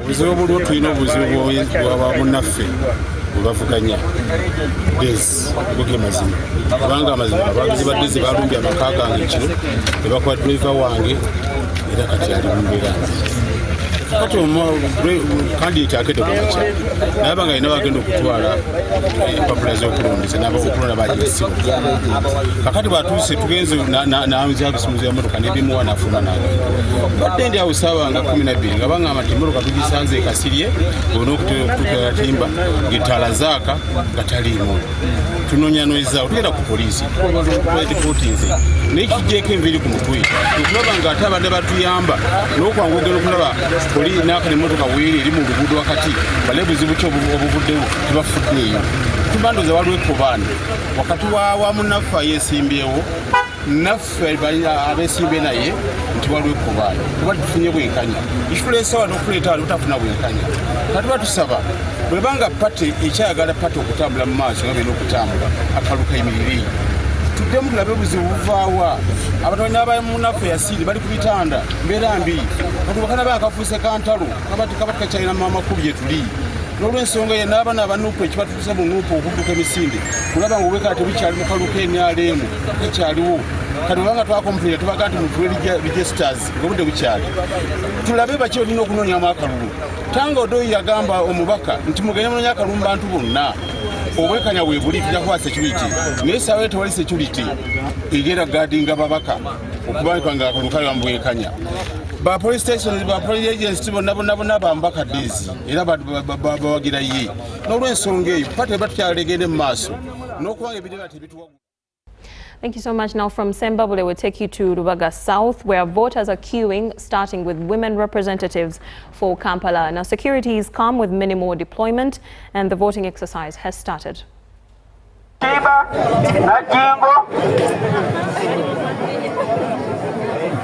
Najingo Jane, Najuko Betty, Najemba Nashiba, Najuko Joan, Najuko Catherine, Najuma Sanyu, Najuma Masura, Najuko Aisha, Najuko Reed, Nakuja Shakira, Nahulirwa Rosemary, Naiga Annette, Naiga Jane.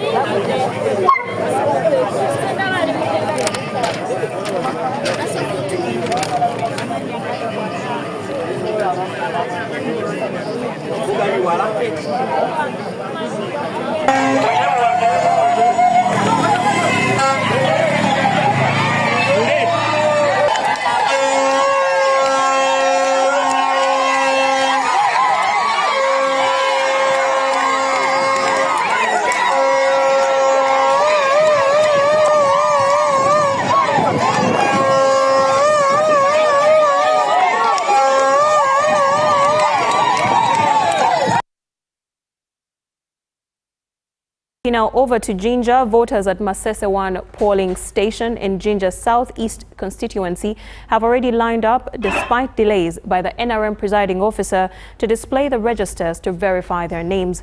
The tight race is between the incumbent Honorable Nathan Igeme Nabeta and Mbazira Richard, Councillor Walukuba Masese Division to Jinja City. Some voters say they won't allow the use of NRM registers because it has mistakes. Jinja Southeast is one of the hotspots for election violence. Take a look.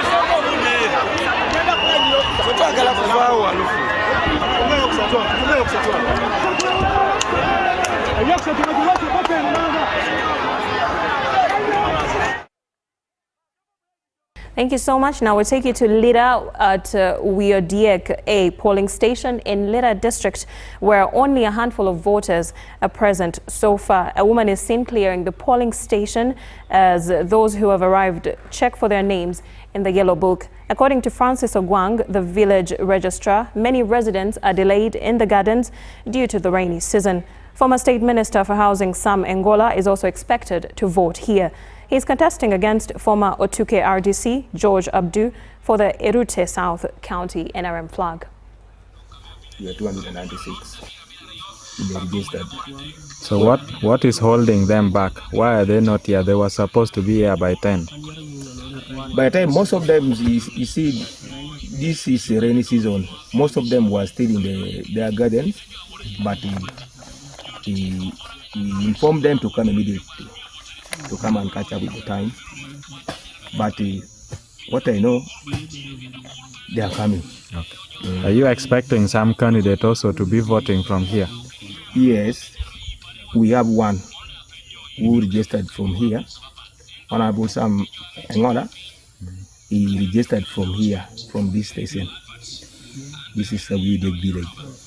Okay. So I'm expecting him to also be here. And I don't want to say much because I have a recording which you as the press I can give you because it's very important. Today is the last day where Abdu called me himself and asked to step down.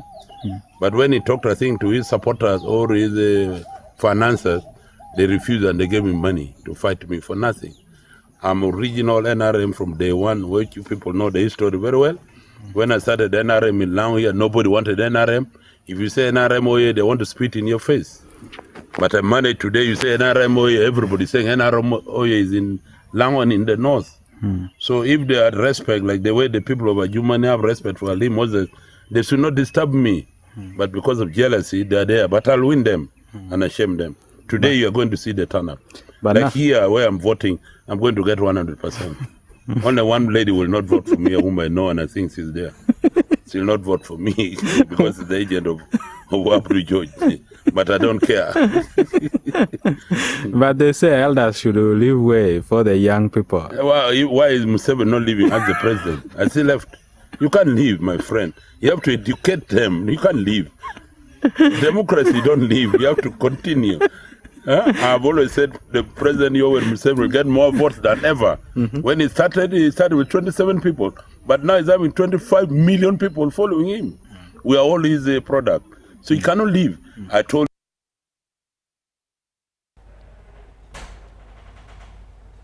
Thank you so much. And now from Lira, we take you to Ntungamo municipality, where voters have refused to vote, complaining of Yona Musinguzi, who they claim has ferried over 20 cars from different places. However, in a new development, security have rounded alleged ferried-in voters who are being held. So ubundi niyo ninkugambira kutugeza tukata enteekateeka egyo nikyawire ngano ziri emotoka ziyo nzizamo ezokuza kushomba abantu almost za kafaitas nka 20. So shija we ubundi tugezeho wishe mwarkagira okuba atebekana sa tokwe. They don't say sorry. Why do you say sorry? For what? What have you done? You want to kill somebody. What have you done? You say sorry.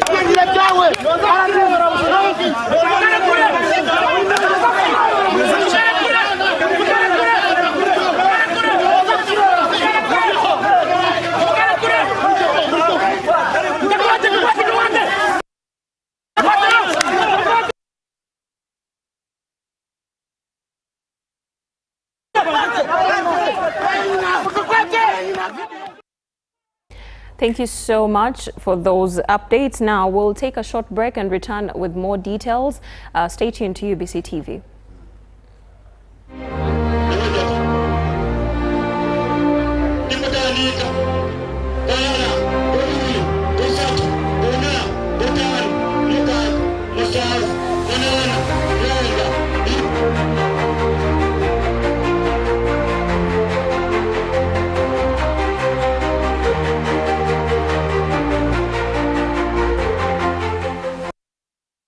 distance runner, a fitness enthusiast, or just looking for adventure, get ready to run in paradise at the Fort Portal City Marathon on the 19th of July 2025. This is your race to experience the beauty and culture of our tourism city. It's all breathtaking for only 50,000 shillings. Register now at www.fortcitymarathon.com or come to Wazalendo Building, Room 9 in Fort Portal. The Fort Portal City Marathon, Mwije Tugende Toro, for a run in paradise. In partnership with Rock Telecom, Data Cities, Sons, and UBC, inspiring Uganda. And Toro Kingdom.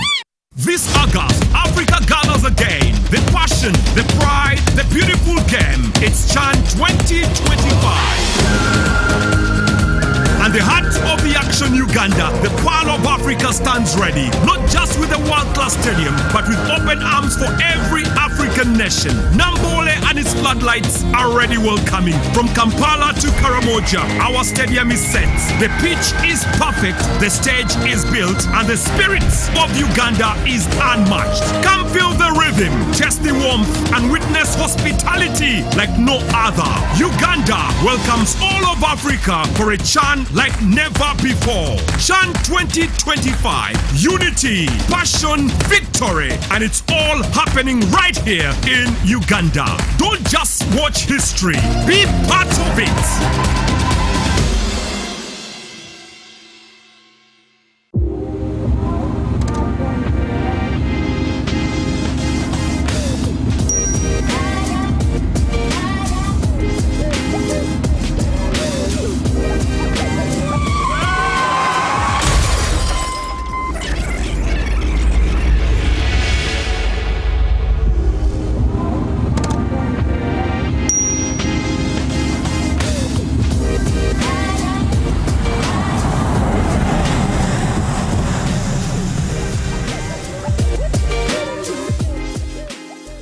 At UNOC, we believe in safety.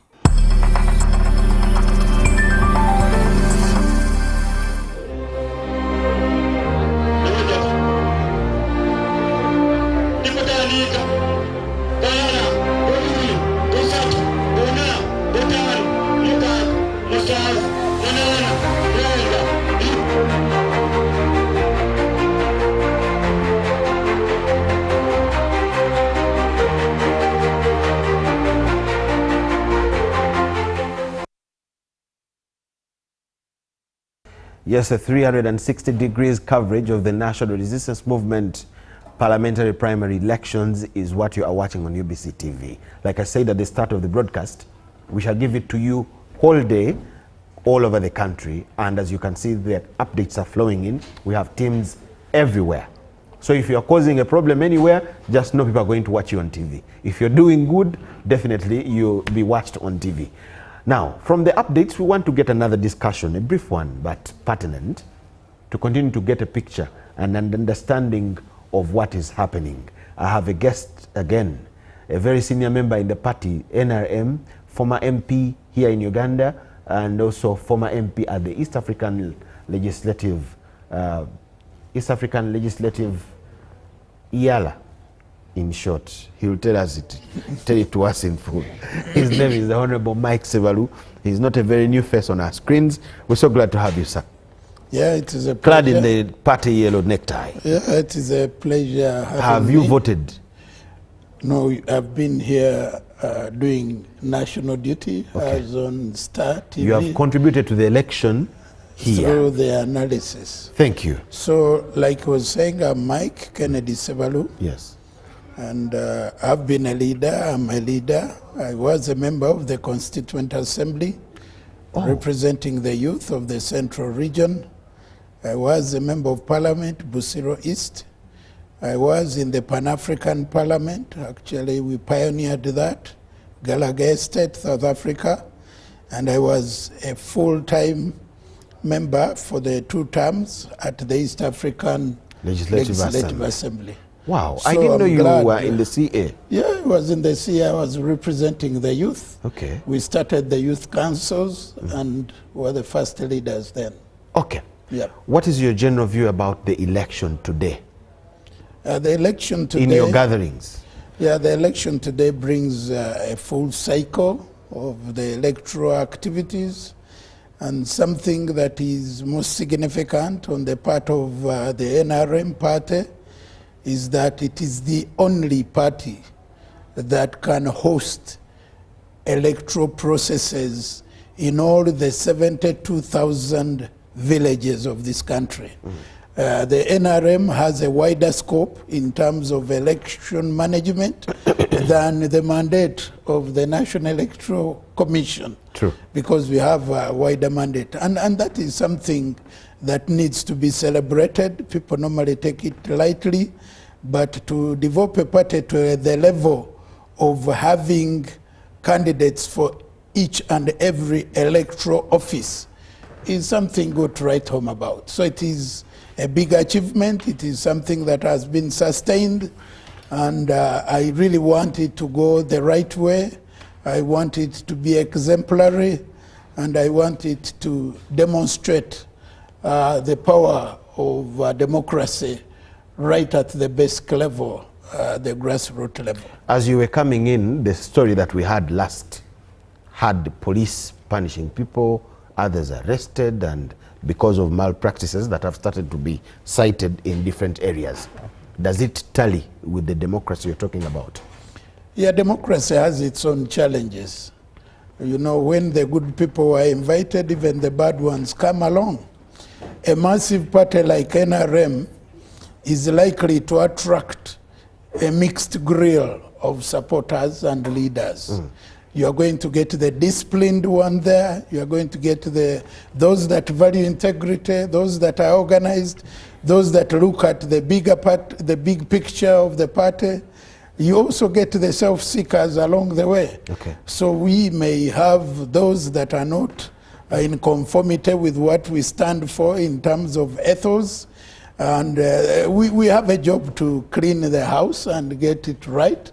It's unfortunate that we get ugly incidents like the one that has just been displayed, but I want to believe that the leadership of the party is taking note and is taking remedial action to ensure that that never happens again, and where it has happened, disciplinary issues are undertaken to bring those to Honorable, it is just midday. Where do you think we shall be by 4 p.m. if such pictures have started coming? You are inside the party and you have more information probably than I do from my camera view. But you see, judging by where you've covered, those are isolated cases. I don't want to believe that the majority of the voting areas are experiencing such. I just want you to look at the wider and the big perspective where it is going well.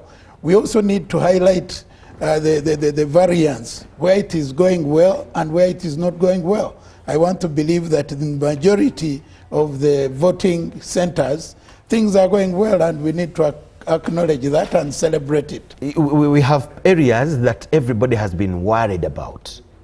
Sembabule, and you saw one of the stories, someone is saying people have been taken, others have ferried in voters and things like that.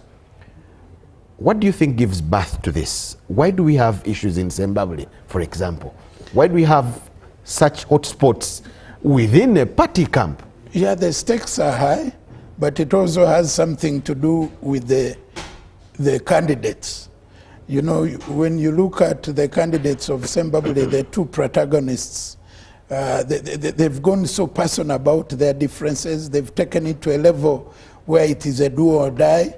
So it also has a lot to do. But this is not the first time Sembabule is like that. This has to do with the candidates that are in a place, but also something that we really need to look at and work on as a party is militarization of politics. I think when military officers serving or retired join politics, they should be able to subordinate themselves under civilian authority. They should come this side as civilians. As civilians. Okay. This idea of carrying along your escorts and all that is what is building a bit of the tension in some of the places. Okay. So once you go, once you decide to participate in a civil process, then be civil it is yourself. demanded that you be civil yourself in terms of outreach and in terms of outlook, and be subordinate to the rules and the procedures and the processes. Somebody will tell you, and later. Yes, I am a former colonel, I'm a retired whoever,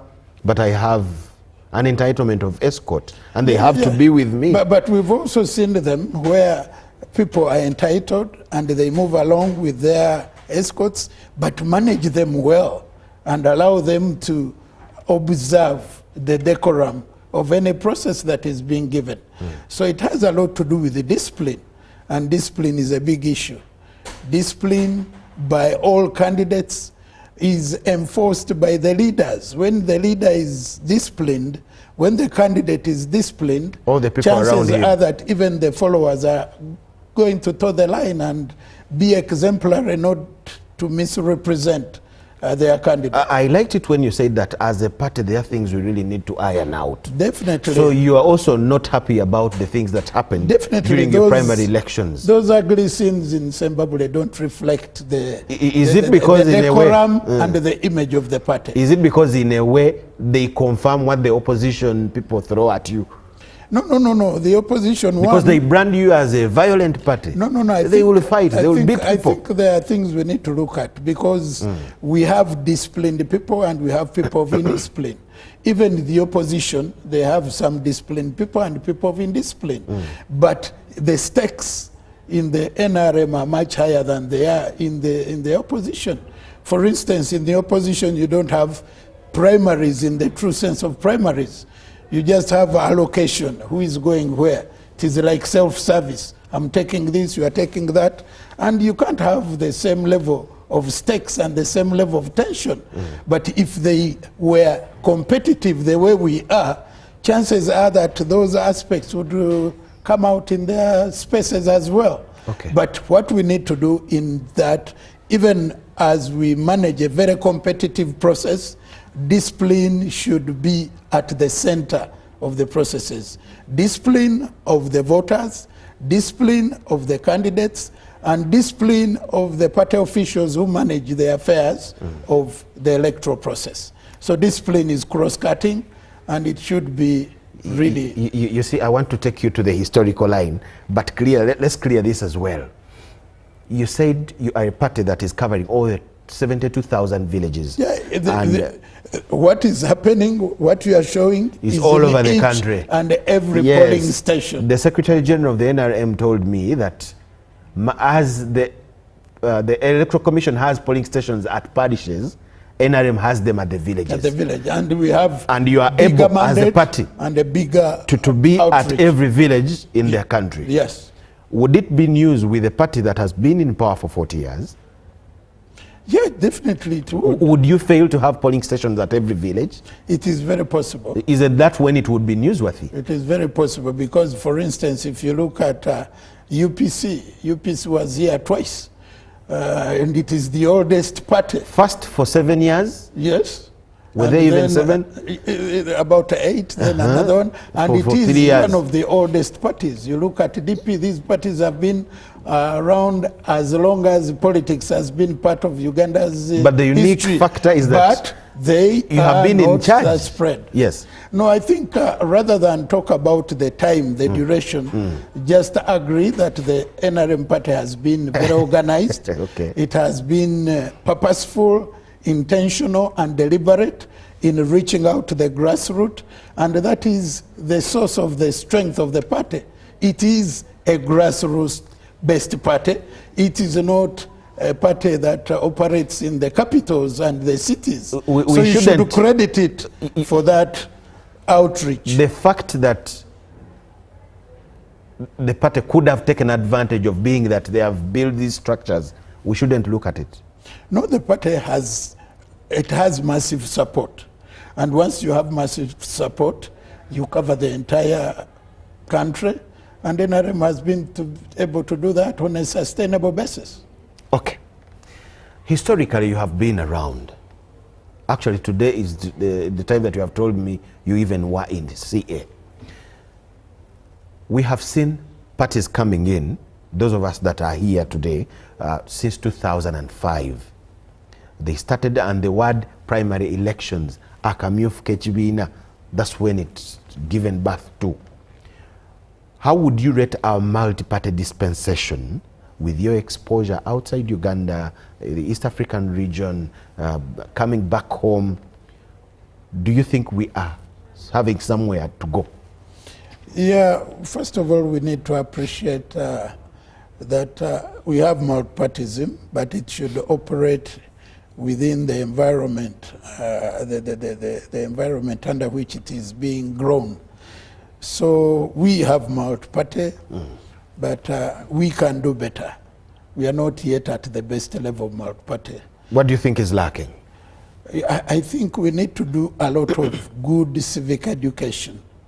That should be done at the level of the national level. The Human Rights Commission should do good civic education. The Electoral Commission should do good voter education, but even the parties themselves should do a lot of civic education within the parties so that they empower their members to appreciate the tenets of democracy. We should be able to engage them outside the electoral cycle. You find that most parties engage their members when the elections are around the corner. But we should be able to deal with the electoral processes. Soon after we are done with that, the rest of the time we should be mobilizing, empowering, and giving good orientation of what good multi-party practice is should be like. And should be like. But 2005, 2015, 10 years, 2025, 20 years of multi-party. What areas do you think we have scored as a country in building that? We've continuously had regular electoral cycles. We've not missed out on any, and that is good. We've had a good turnout. People really turn out. They're mobilized and the good turnout is there. But the area of voter responsibility and also the area of candidates sticking to what they are supposed to do. Because the electoral practice of candidates looking at politics, one as a business, two as a career, and three as a vacation, basically, is sending wrong signals to the population. You find a candidate going out there telling people they are going to bring electricity, they are going to fix the roads, they are going to build schools. That is totally a misnomer, because an individual candidate, an individual actor cannot do that. That is done by government. Your role is to identify areas of need, bring it to the parliament, and liaise with the ministries, departments, and agencies so that those are fixed. So we create a situation where voters think we are the ones fixing, and yet you're not going to fix. And once you're raising the expectations of the voters that high, once they come to parliament, some of them never go back. Now that creates a gap. The voters are like, well, he went, he's eating, he's disappeared. So the money element now comes in, monetizing politics. So the voters are like, well, when we send them, they never fix what we send them to do. They go there and enjoy their money. So let's get our share even before they move it. After all. So we are now getting politics getting highly monetized, which is the biggest problem now. All the violence you're seeing is because of the level of investment the candidates have made, and it becomes a live or let die. Some people have even been declared bankrupt after losing elections, then petitions. You find they've invested everything that there is and they can't survive. So the stakes artificially become high, and the stakes are translated into the support base. So the violence that we are having is partly explained by misrepresentation of politics as something from which to earn big money in so short a time. And it is totally a big misrepresentation. Honorable, CA is 1994. Yes. You won an election to represent the youth in a whole region. Yes, yes. Then you represented Busiro in East in the 7th Parliament. That was 2001. Yeah. Good. Yes. How was it your time? Would you people just convince voters without throwing some 2,000 No, notes? that time. How was it that time? There was also. I want a viewer, a voter, and a candidate probably to benefit in this answer. How did you guys do it that time? No, there was an element of, actually, that time we had not gone to multipartism. Yes, it was individual merit. So it was individual merit. And indeed, really, individual merit was the best thing that ever happened at one time in our political You had history. to win the merit. You had to be attractive, not by money, but attractive by your capacity, by your ability, by the issues that you'd espouse. And you'd find that we were doing joint rallies, and you'd simply highlight what you are going to offer, what you are going to do.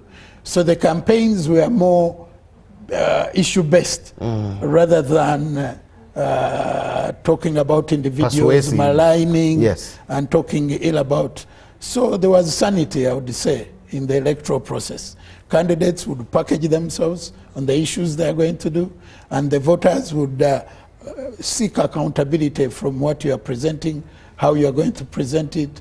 So issues largely informed the electoral conversations and discussions.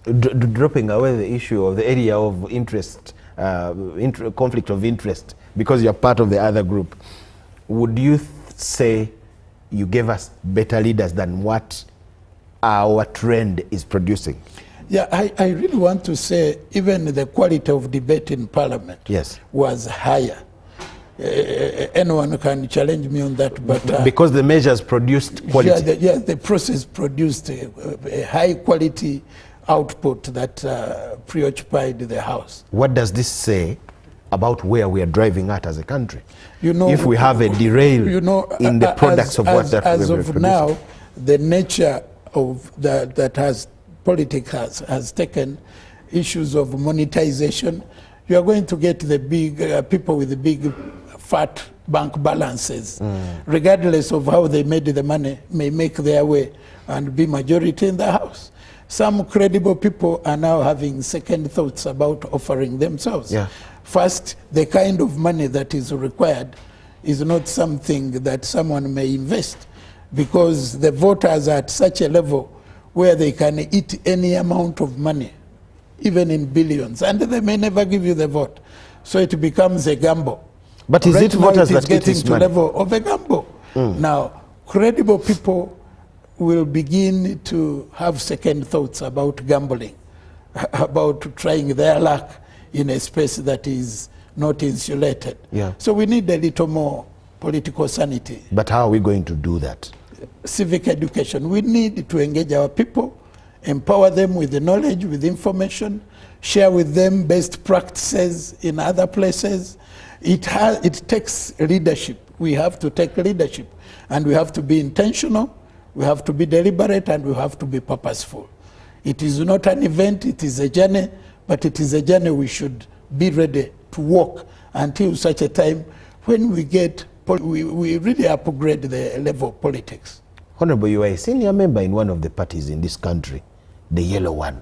Yes. Do you senior people bring such information on the tables where you meet those in charge? Yeah, the issues come. We come with different ideas. We are going to have a National Delegates Conference. There will be SEC, there will be NEC, and people will definitely, judging the way things are going to move, it is, we want the best, and we are in a democratic process. It is growing, and we need to grow with it.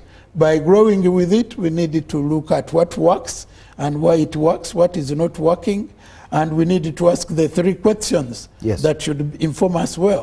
What is it that we should stop doing because it is not adding value? What is it that we should start doing if we've not been doing it? And what is it that we should continue doing, which is working well? Those three questions will be important, and we need to ask them at all levels and be able to do things differently where demands is such that we need to do, where we need to start doing new things which we haven't been doing, and where we need to stop doing things we've been doing which maybe are not adding value. Would you take a credit as seniors that you have guided well if things are taking a direction which they were not taking during your time? No, I think it is a growth trajectory. Every time you have space, you have new actors coming on board. They come with their own way. Yeah, they come with their own way. Right now, the youth are a big factor in the politics. And you find that now being youthful is almost an added advantage. It is a campaign trend, but we need to guide them. They come with those ideas. Now social media is there where people manipulate get to forget that you can't images. be youth forever. They can even get your voice and get a message that is not attributed to you. Yes. Technology is coming. We need also to manage all those. The dynamics are different, but we need to manage them. We need to engage them, and we need to keep sanitizing the political space. So, totally, we are not having an issue-based election as we're going into 2026. Yeah, the issues are there. For instance... But they're not motivating. For instance, the president has serious issues he's putting on the table. But at the end of the day, when you get down the ladder, in the constituencies, you hear people say, we are sending these people to eat, let's eat. Now the issues disappear. And some of us may not be making it well, because if they say they are going to eat, and you are also, you find some candidates who say, yeah, we are going to eat, you have your share. Yeah. And they do it openly. Now what leadership are you giving? The young people and the young generation will take it, that is the norm, and that is acceptable. So we need to fight all those vices. We need to fight all those contradictions, and build consensus on a way forward that is transformative across board for the benefit of all generations and the country. This is the third time the NRM is taking the lining at the back of the candidate. What do you make of that nature of election? Yeah, it has three aspects which we need to look at qualitatively and otherwise. Yes. One, it is cheap. And you know, politics can be very expensive. That I agree. For a party that has totally has a presence in terms of electoral centers in 72,000 villages, you know, definitely that would be a big expenditure. If we were so this is if to have ballot papers and manpower and all that, the process, boxes, the management, the logistics, that would be very expensive. Counting, so this computing, is cost effective, cheap, and manageable. So that is one aspect. Two, it also brings a higher degree of transparency and accountability. You know, these people who eat money from the candidates, you know, this one now makes it open. You ate my money, and I saw you in the line of the other person. So in terms of integrity, this is more transparent. People vote with their heart. I want to believe that everyone is seeing you, and they believe that the candidate you've cast the vote for is the one that you supported. So that element is also a good one in terms of transparency. And it is quick in terms of results. You know, you get the results out and they are fine. But also in terms of the dynamics, you are not going to get spoiled votes. You are not going to get people quarreling over a vote. This was mine, this was theirs. You know, the ticking where a vote comes from one and it goes to another space. You are not going to have spoiled votes because people are either in this line or that line. So again, it creates good credibility in terms of the electoral outcome. That one is good. Okay. But where I have a bit of a problem with it is in terms of managing the electoral process on the election day. How? You know, when you are doing the balloting, someone will go there, like you'd go there, you have your programs here, you can go there first thing in the morning, you cast your vote and move. Go do other then things. Other people come in their own time. But for this one, you must get all be there at one given time. Yes. Now that may be unfair in terms of flexibility, in terms of allowing people opportunity to enjoy their right of vote, but also go to catch up with their other responsibilities. So all of you must be there at one time T, and the process is done, and you are able to conclude. In an era of digital world, digitization, people are talking of AI, and other people have gone to a level of digital elections. Yeah. Where somebody votes in his car, like that. Isn't it pulling us back where we would be? That's why I've said it has its advantages. it also has its challenges, given the level of digitization and technological advancement, flexibility, efficiency, and effectiveness. But it also has its own levels of effectiveness. Just told you a line is a line, you'll get less petitions. Because when you've got 3 people behind you, and everyone saw your opponent had 1,000, your petition would die even before you conceive it. So it has its advantages. You can only cry about it. Yeah, you can only cry about it, and how unfair people can be, and how unempathetic people can be. Having you with a miserable 3 behind you, and the other one or even alone. Growing, or even alone. Yes. So those are the dynamics. As a party, NRM, do you think this has contributed to your growth in internal democracy purposes? Yeah, NRM is a growing party. It is massive, it is big, but it continues to grow.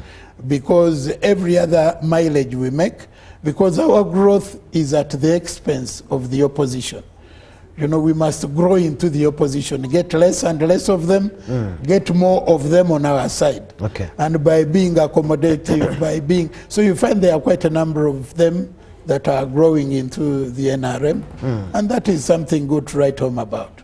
I mean the election itself, lining up and all that. Yes, it serves the time, but do you think it contributes to your growth internally, in as far as democracy is concerned? Yeah, it does. It is double-edged.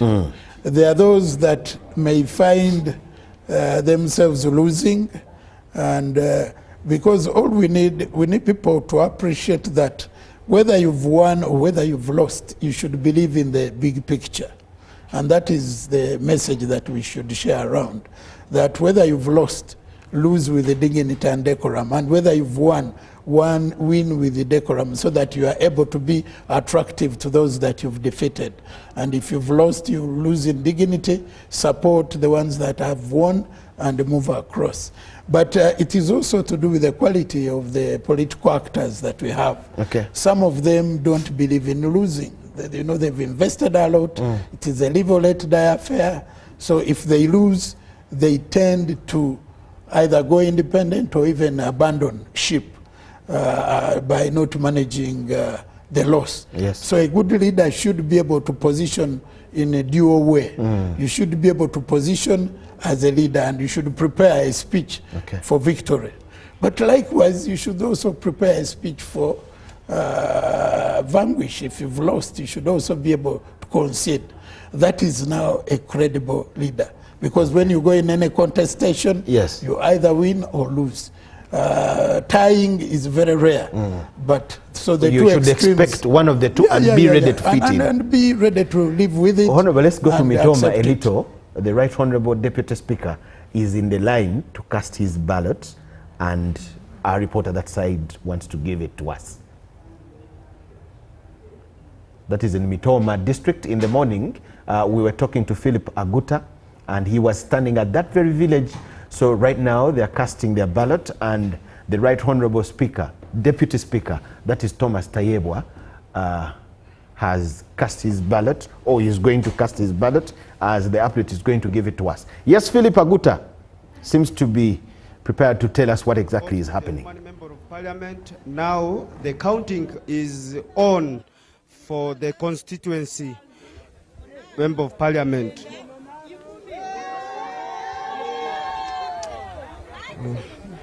That's one of the people competing with Thomas Tayebwa, called Franco. He has got 10 votes. Now we are going to start counting for the Deputy Speaker, Thomas Tayebwa.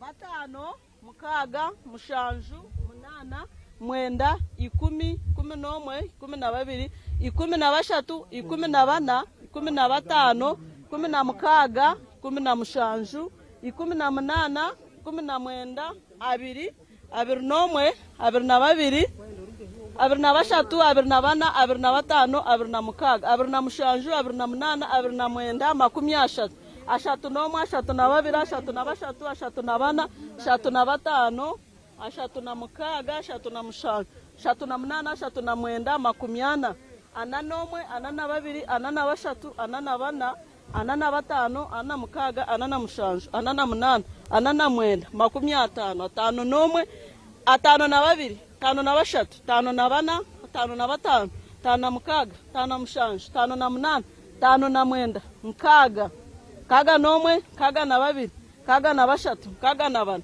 kaga na batano kaga na mukaga kaga na mushanju kaga na munana kaga na mwenda nshanju n'omwe nshanju na babiri nshanju na bashatu nshanju na bana nshanju na batano nshanju na mukaga nshanju na mushanju nshanju na munana nshanju na mwenda kinana n'omwe kinana na babiri kinana na bashatu kinana na bana kinana na batano kinana na mukaga kinana na mushanju kinana na munana kinana na mwenda cyenda n'omwe cyenda na babiri cyenda na bashatu cyenda na bana cyenda na batano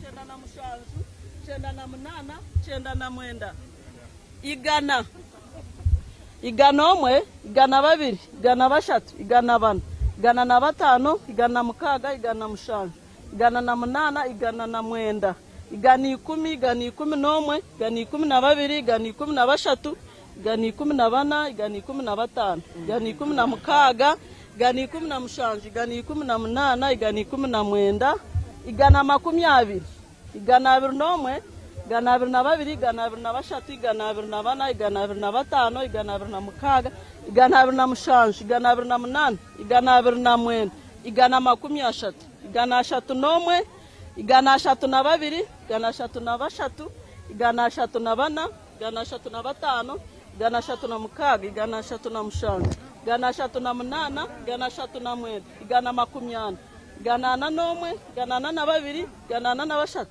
igana ana na bana igana ana na batano igana ana na mukaga igana ana na mushanju igana ana na mwenda igana ana na mwenda igana makumyatano igana atano n'omwe igana atano na babiri igana atano na bashatu igana atano na bana igana atano na batano igana atano na mukaga igana atano na mushanju igana atano na munana igana atano na mwenda igana nkaga n'omwe igana nkaga na babiri igana nkaga na bashatu igana nkaga na bana igana nkaga na batano igana nkaga na mukaga igana nkaga na mushanju igana nkaga na munana igana nkaga na mwenda igana nshanju igana kinani n'omwe kinana na babiri kinana na bashatu kinana na bana kinana na batano kinana na mukaga kinana na mushanju kinana na munana kinana na mwenda igana cyenda n'omwe igana cyenda na babiri igana cyenda na bashatu igana cyenda na bana igana cyenda na batano igana cyenda na mukaga igana cyenda na mushanju igana cyenda na munana igana kinana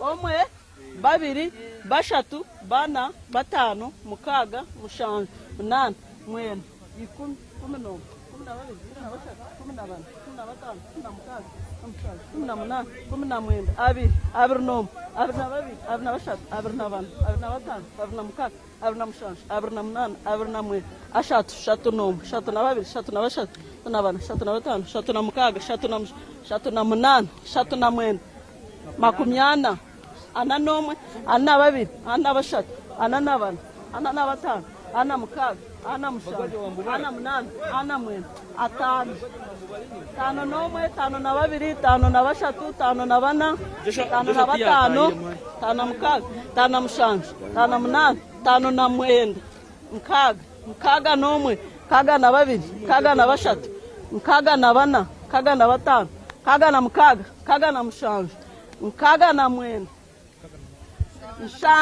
nshanju n'omwe bibiri nshanju n'omwe. Okay, the registrars also voted saying that now that was been the counting for the Deputy Speaker Thomas Tayebwa, where he has been competing against 3 other people. The other competitor has 10 votes, one called Franco, and then there's one who is called Saturday, who has got 0, but the deputy speaker has managed to get 271, and the deputy speaker is still around, and we just need to get a word from the deputy speaker. You have managed to beat all your competitors in this village, which has been used as a polling station. And I know this constituency of yours has 48 other villages here. So can this give you an excitement already? No, we expect to get 90+%, because like I said earlier, because of what we've done for the community. But also it's very good. You know, some people say, no, they intimidate people. You've witnessed. I have my good friends in the village who say, no, we also have our neighbor. He also needs to get some votes, okay? Let's give him. And we are totally okay with it after we come together as a community and we celebrate together. So it's very good democracy. I have 3 opponents. 2 couldn't even afford to get agents here.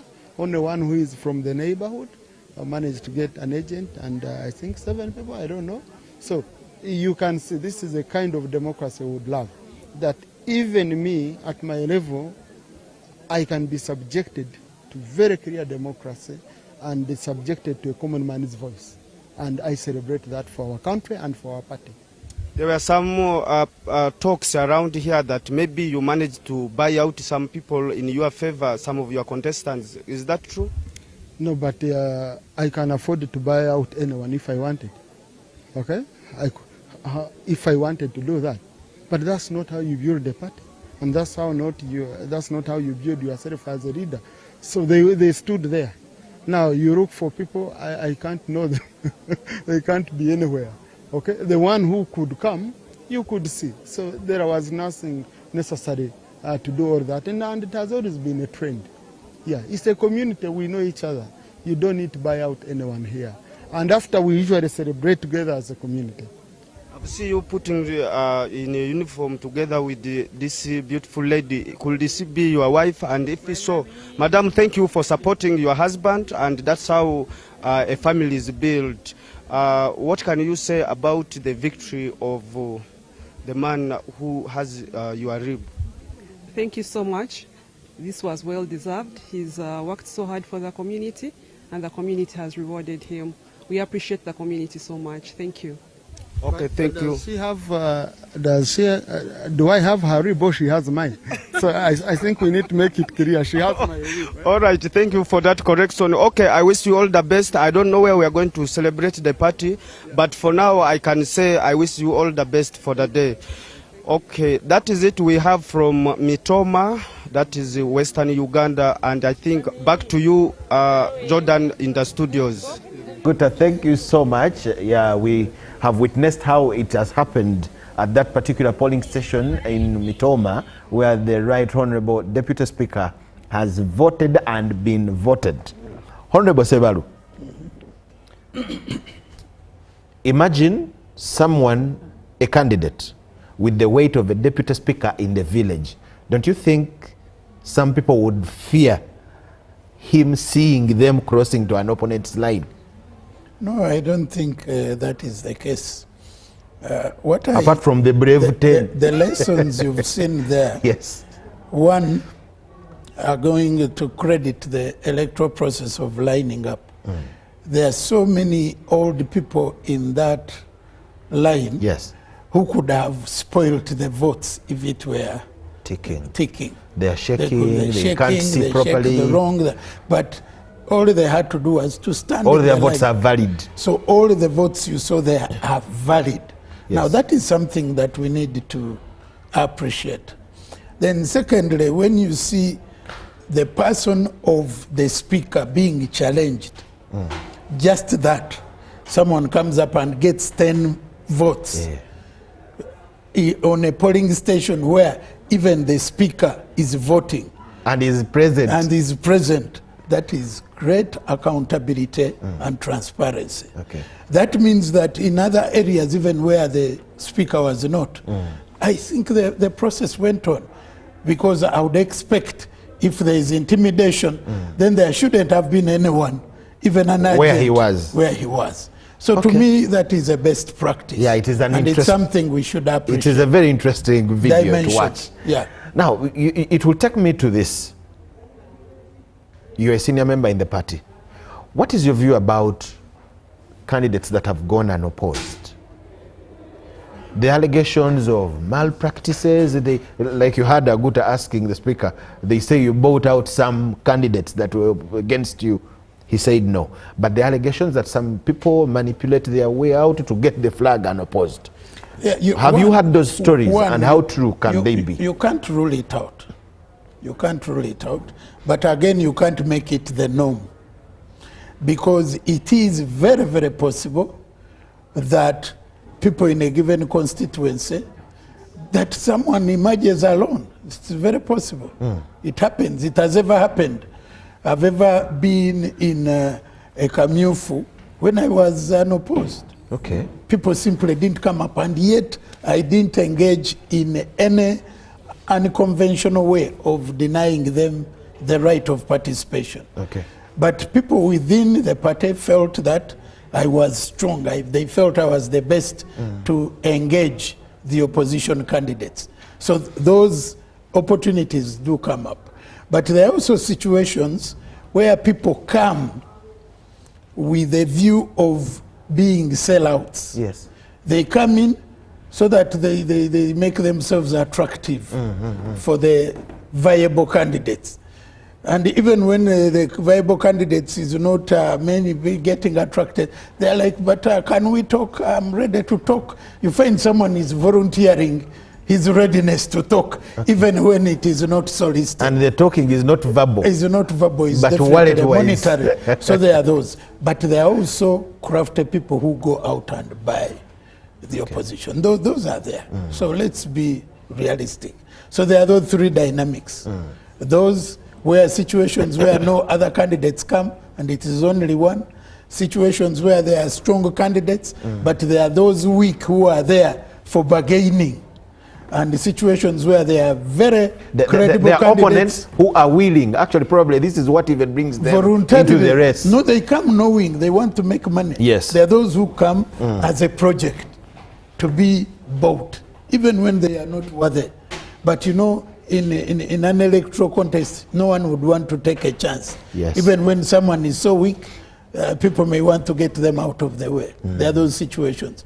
But there are also situations where you get very credible people, and the community, through a negotiated approach, they convince others to stand down so that we don't lose a good person. There are also very strong communities which are very organized, which say, look, if we go into the voting, we are going to create divisions and we are going to create disunity. And you find the elders calling meetings, and some candidates are convinced to stand down genuinely out of conviction by the community, for the others. to clear way and keep the cohesion of the party.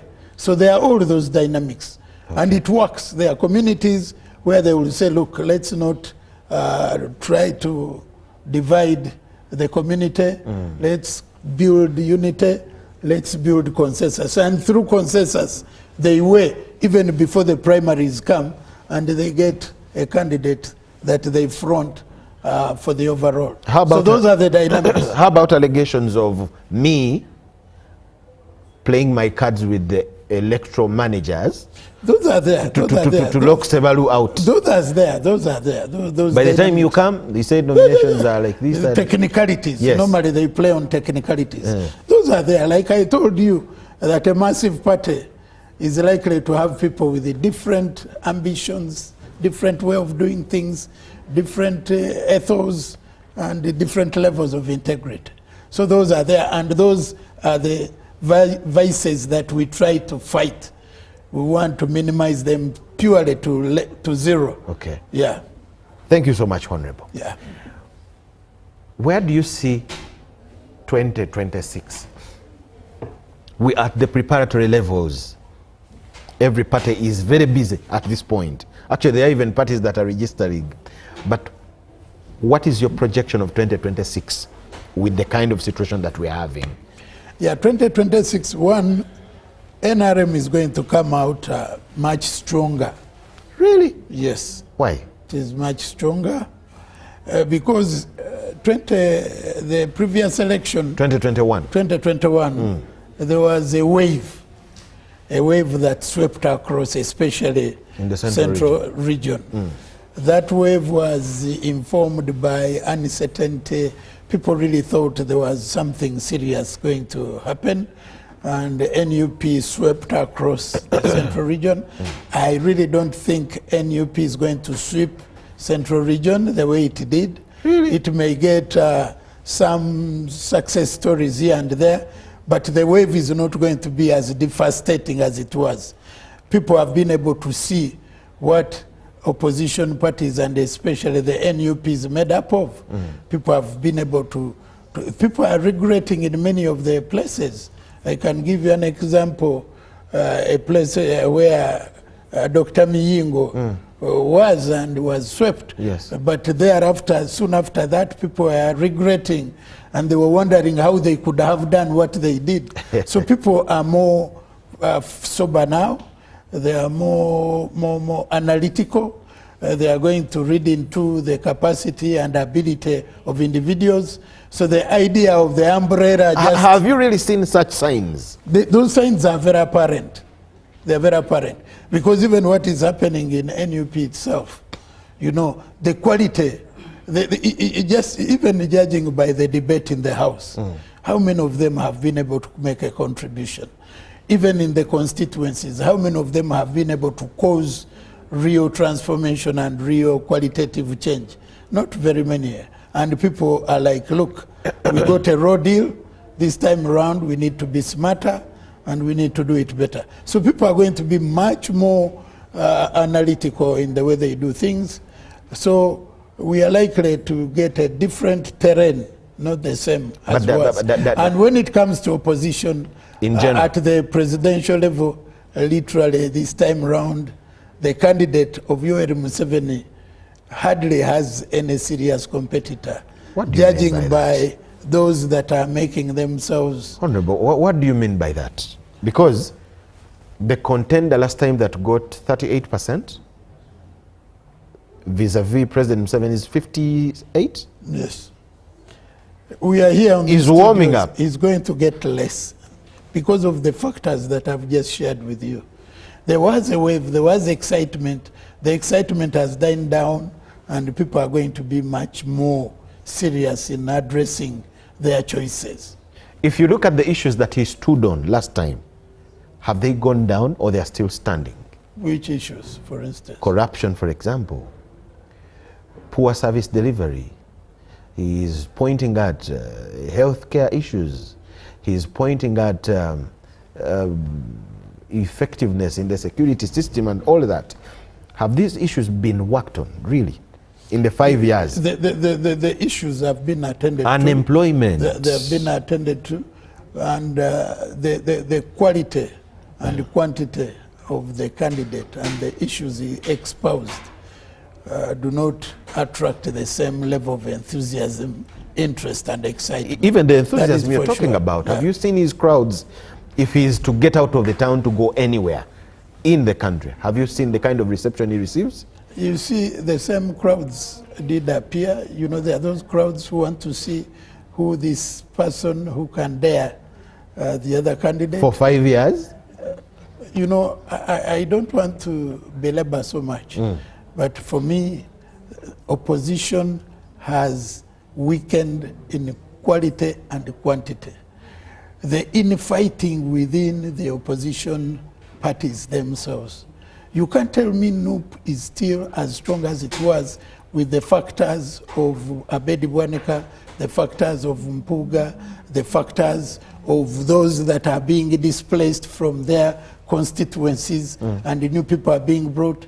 A person like Balimwezo Nakawa, who had his constituents carved out, being kicked out in a smart way. Those people are quietly bleeding. Why do you call it that? You know, when you have Nakawa and it is yours for grabs, and they take you to a district where you have Lord Mayor who is grounded on it. Someone is technically pushing you up, and on your way back, you find you are belonging nowhere.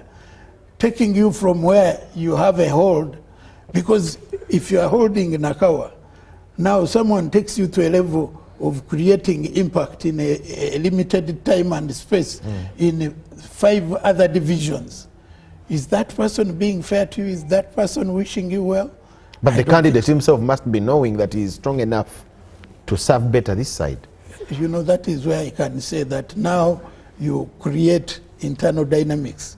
There are those inside discussions that may not be shared. Okay. Because if any organized party where you already have incumbency, for instance, look at the dynamics. One would call it an area you have captured already. Yes. And you recapture it rather than adding, because the person who is being brought in Nakawa is from Jinja. That person should go and grab for you another constituency in Jinja if you are to grow numerically. But he's coming to win a constituency that was one over, yet he had opportunity to win you an extra constituency. Do you get the mathematics? I get it, but couldn't it be a strategy? But to bring more energy where you have already captured? But are you growing? That is my question. Okay. Because if you are to grow, you should be able to grab a constituency from NRM, not to grab a constituency from yourself. That is no growth. So it is weaker. Okay. Honorable, these are guys that have just beaten you in Kawempe. The very last by-election we had. Would you really stand genuinely to say they have weakened? You see, for me, I'm working on mathematics. Yes, that is statistics. They beat you in Kawempe just a few months ago. And they had won it. Yes. So they didn't beat us.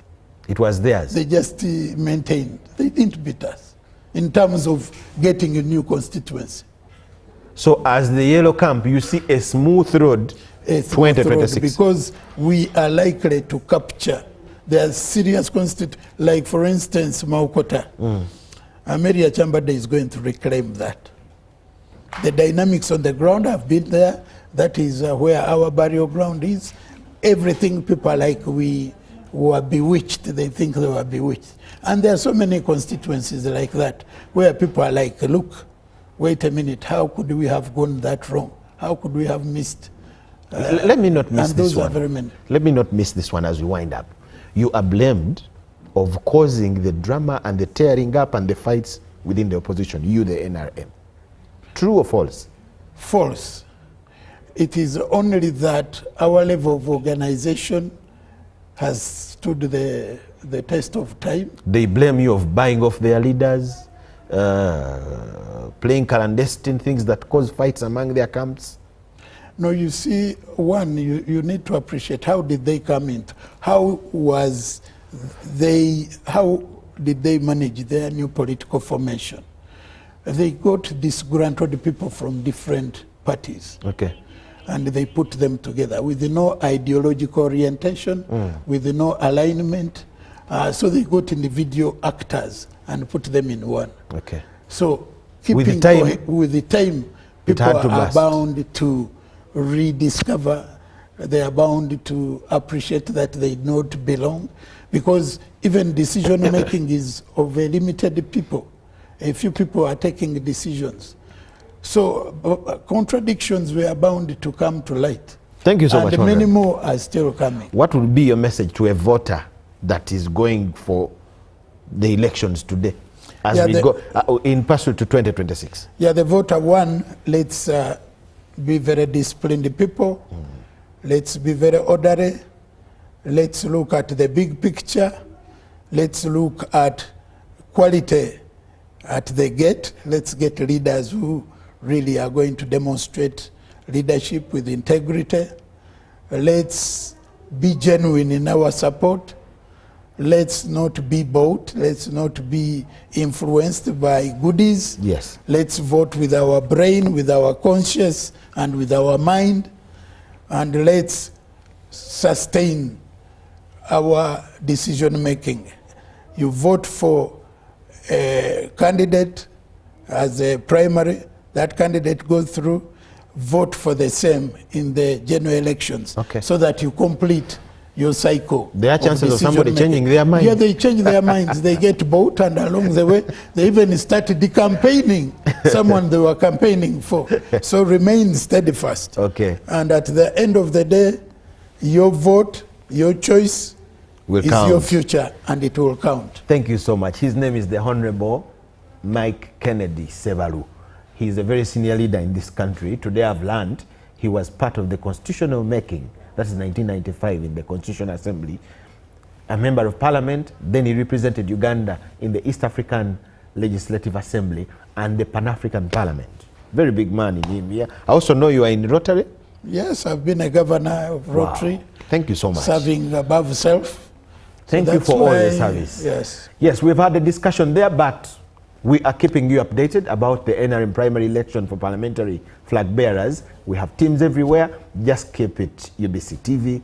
Bye-bye for now. Let's catch you later. Maybe the final one.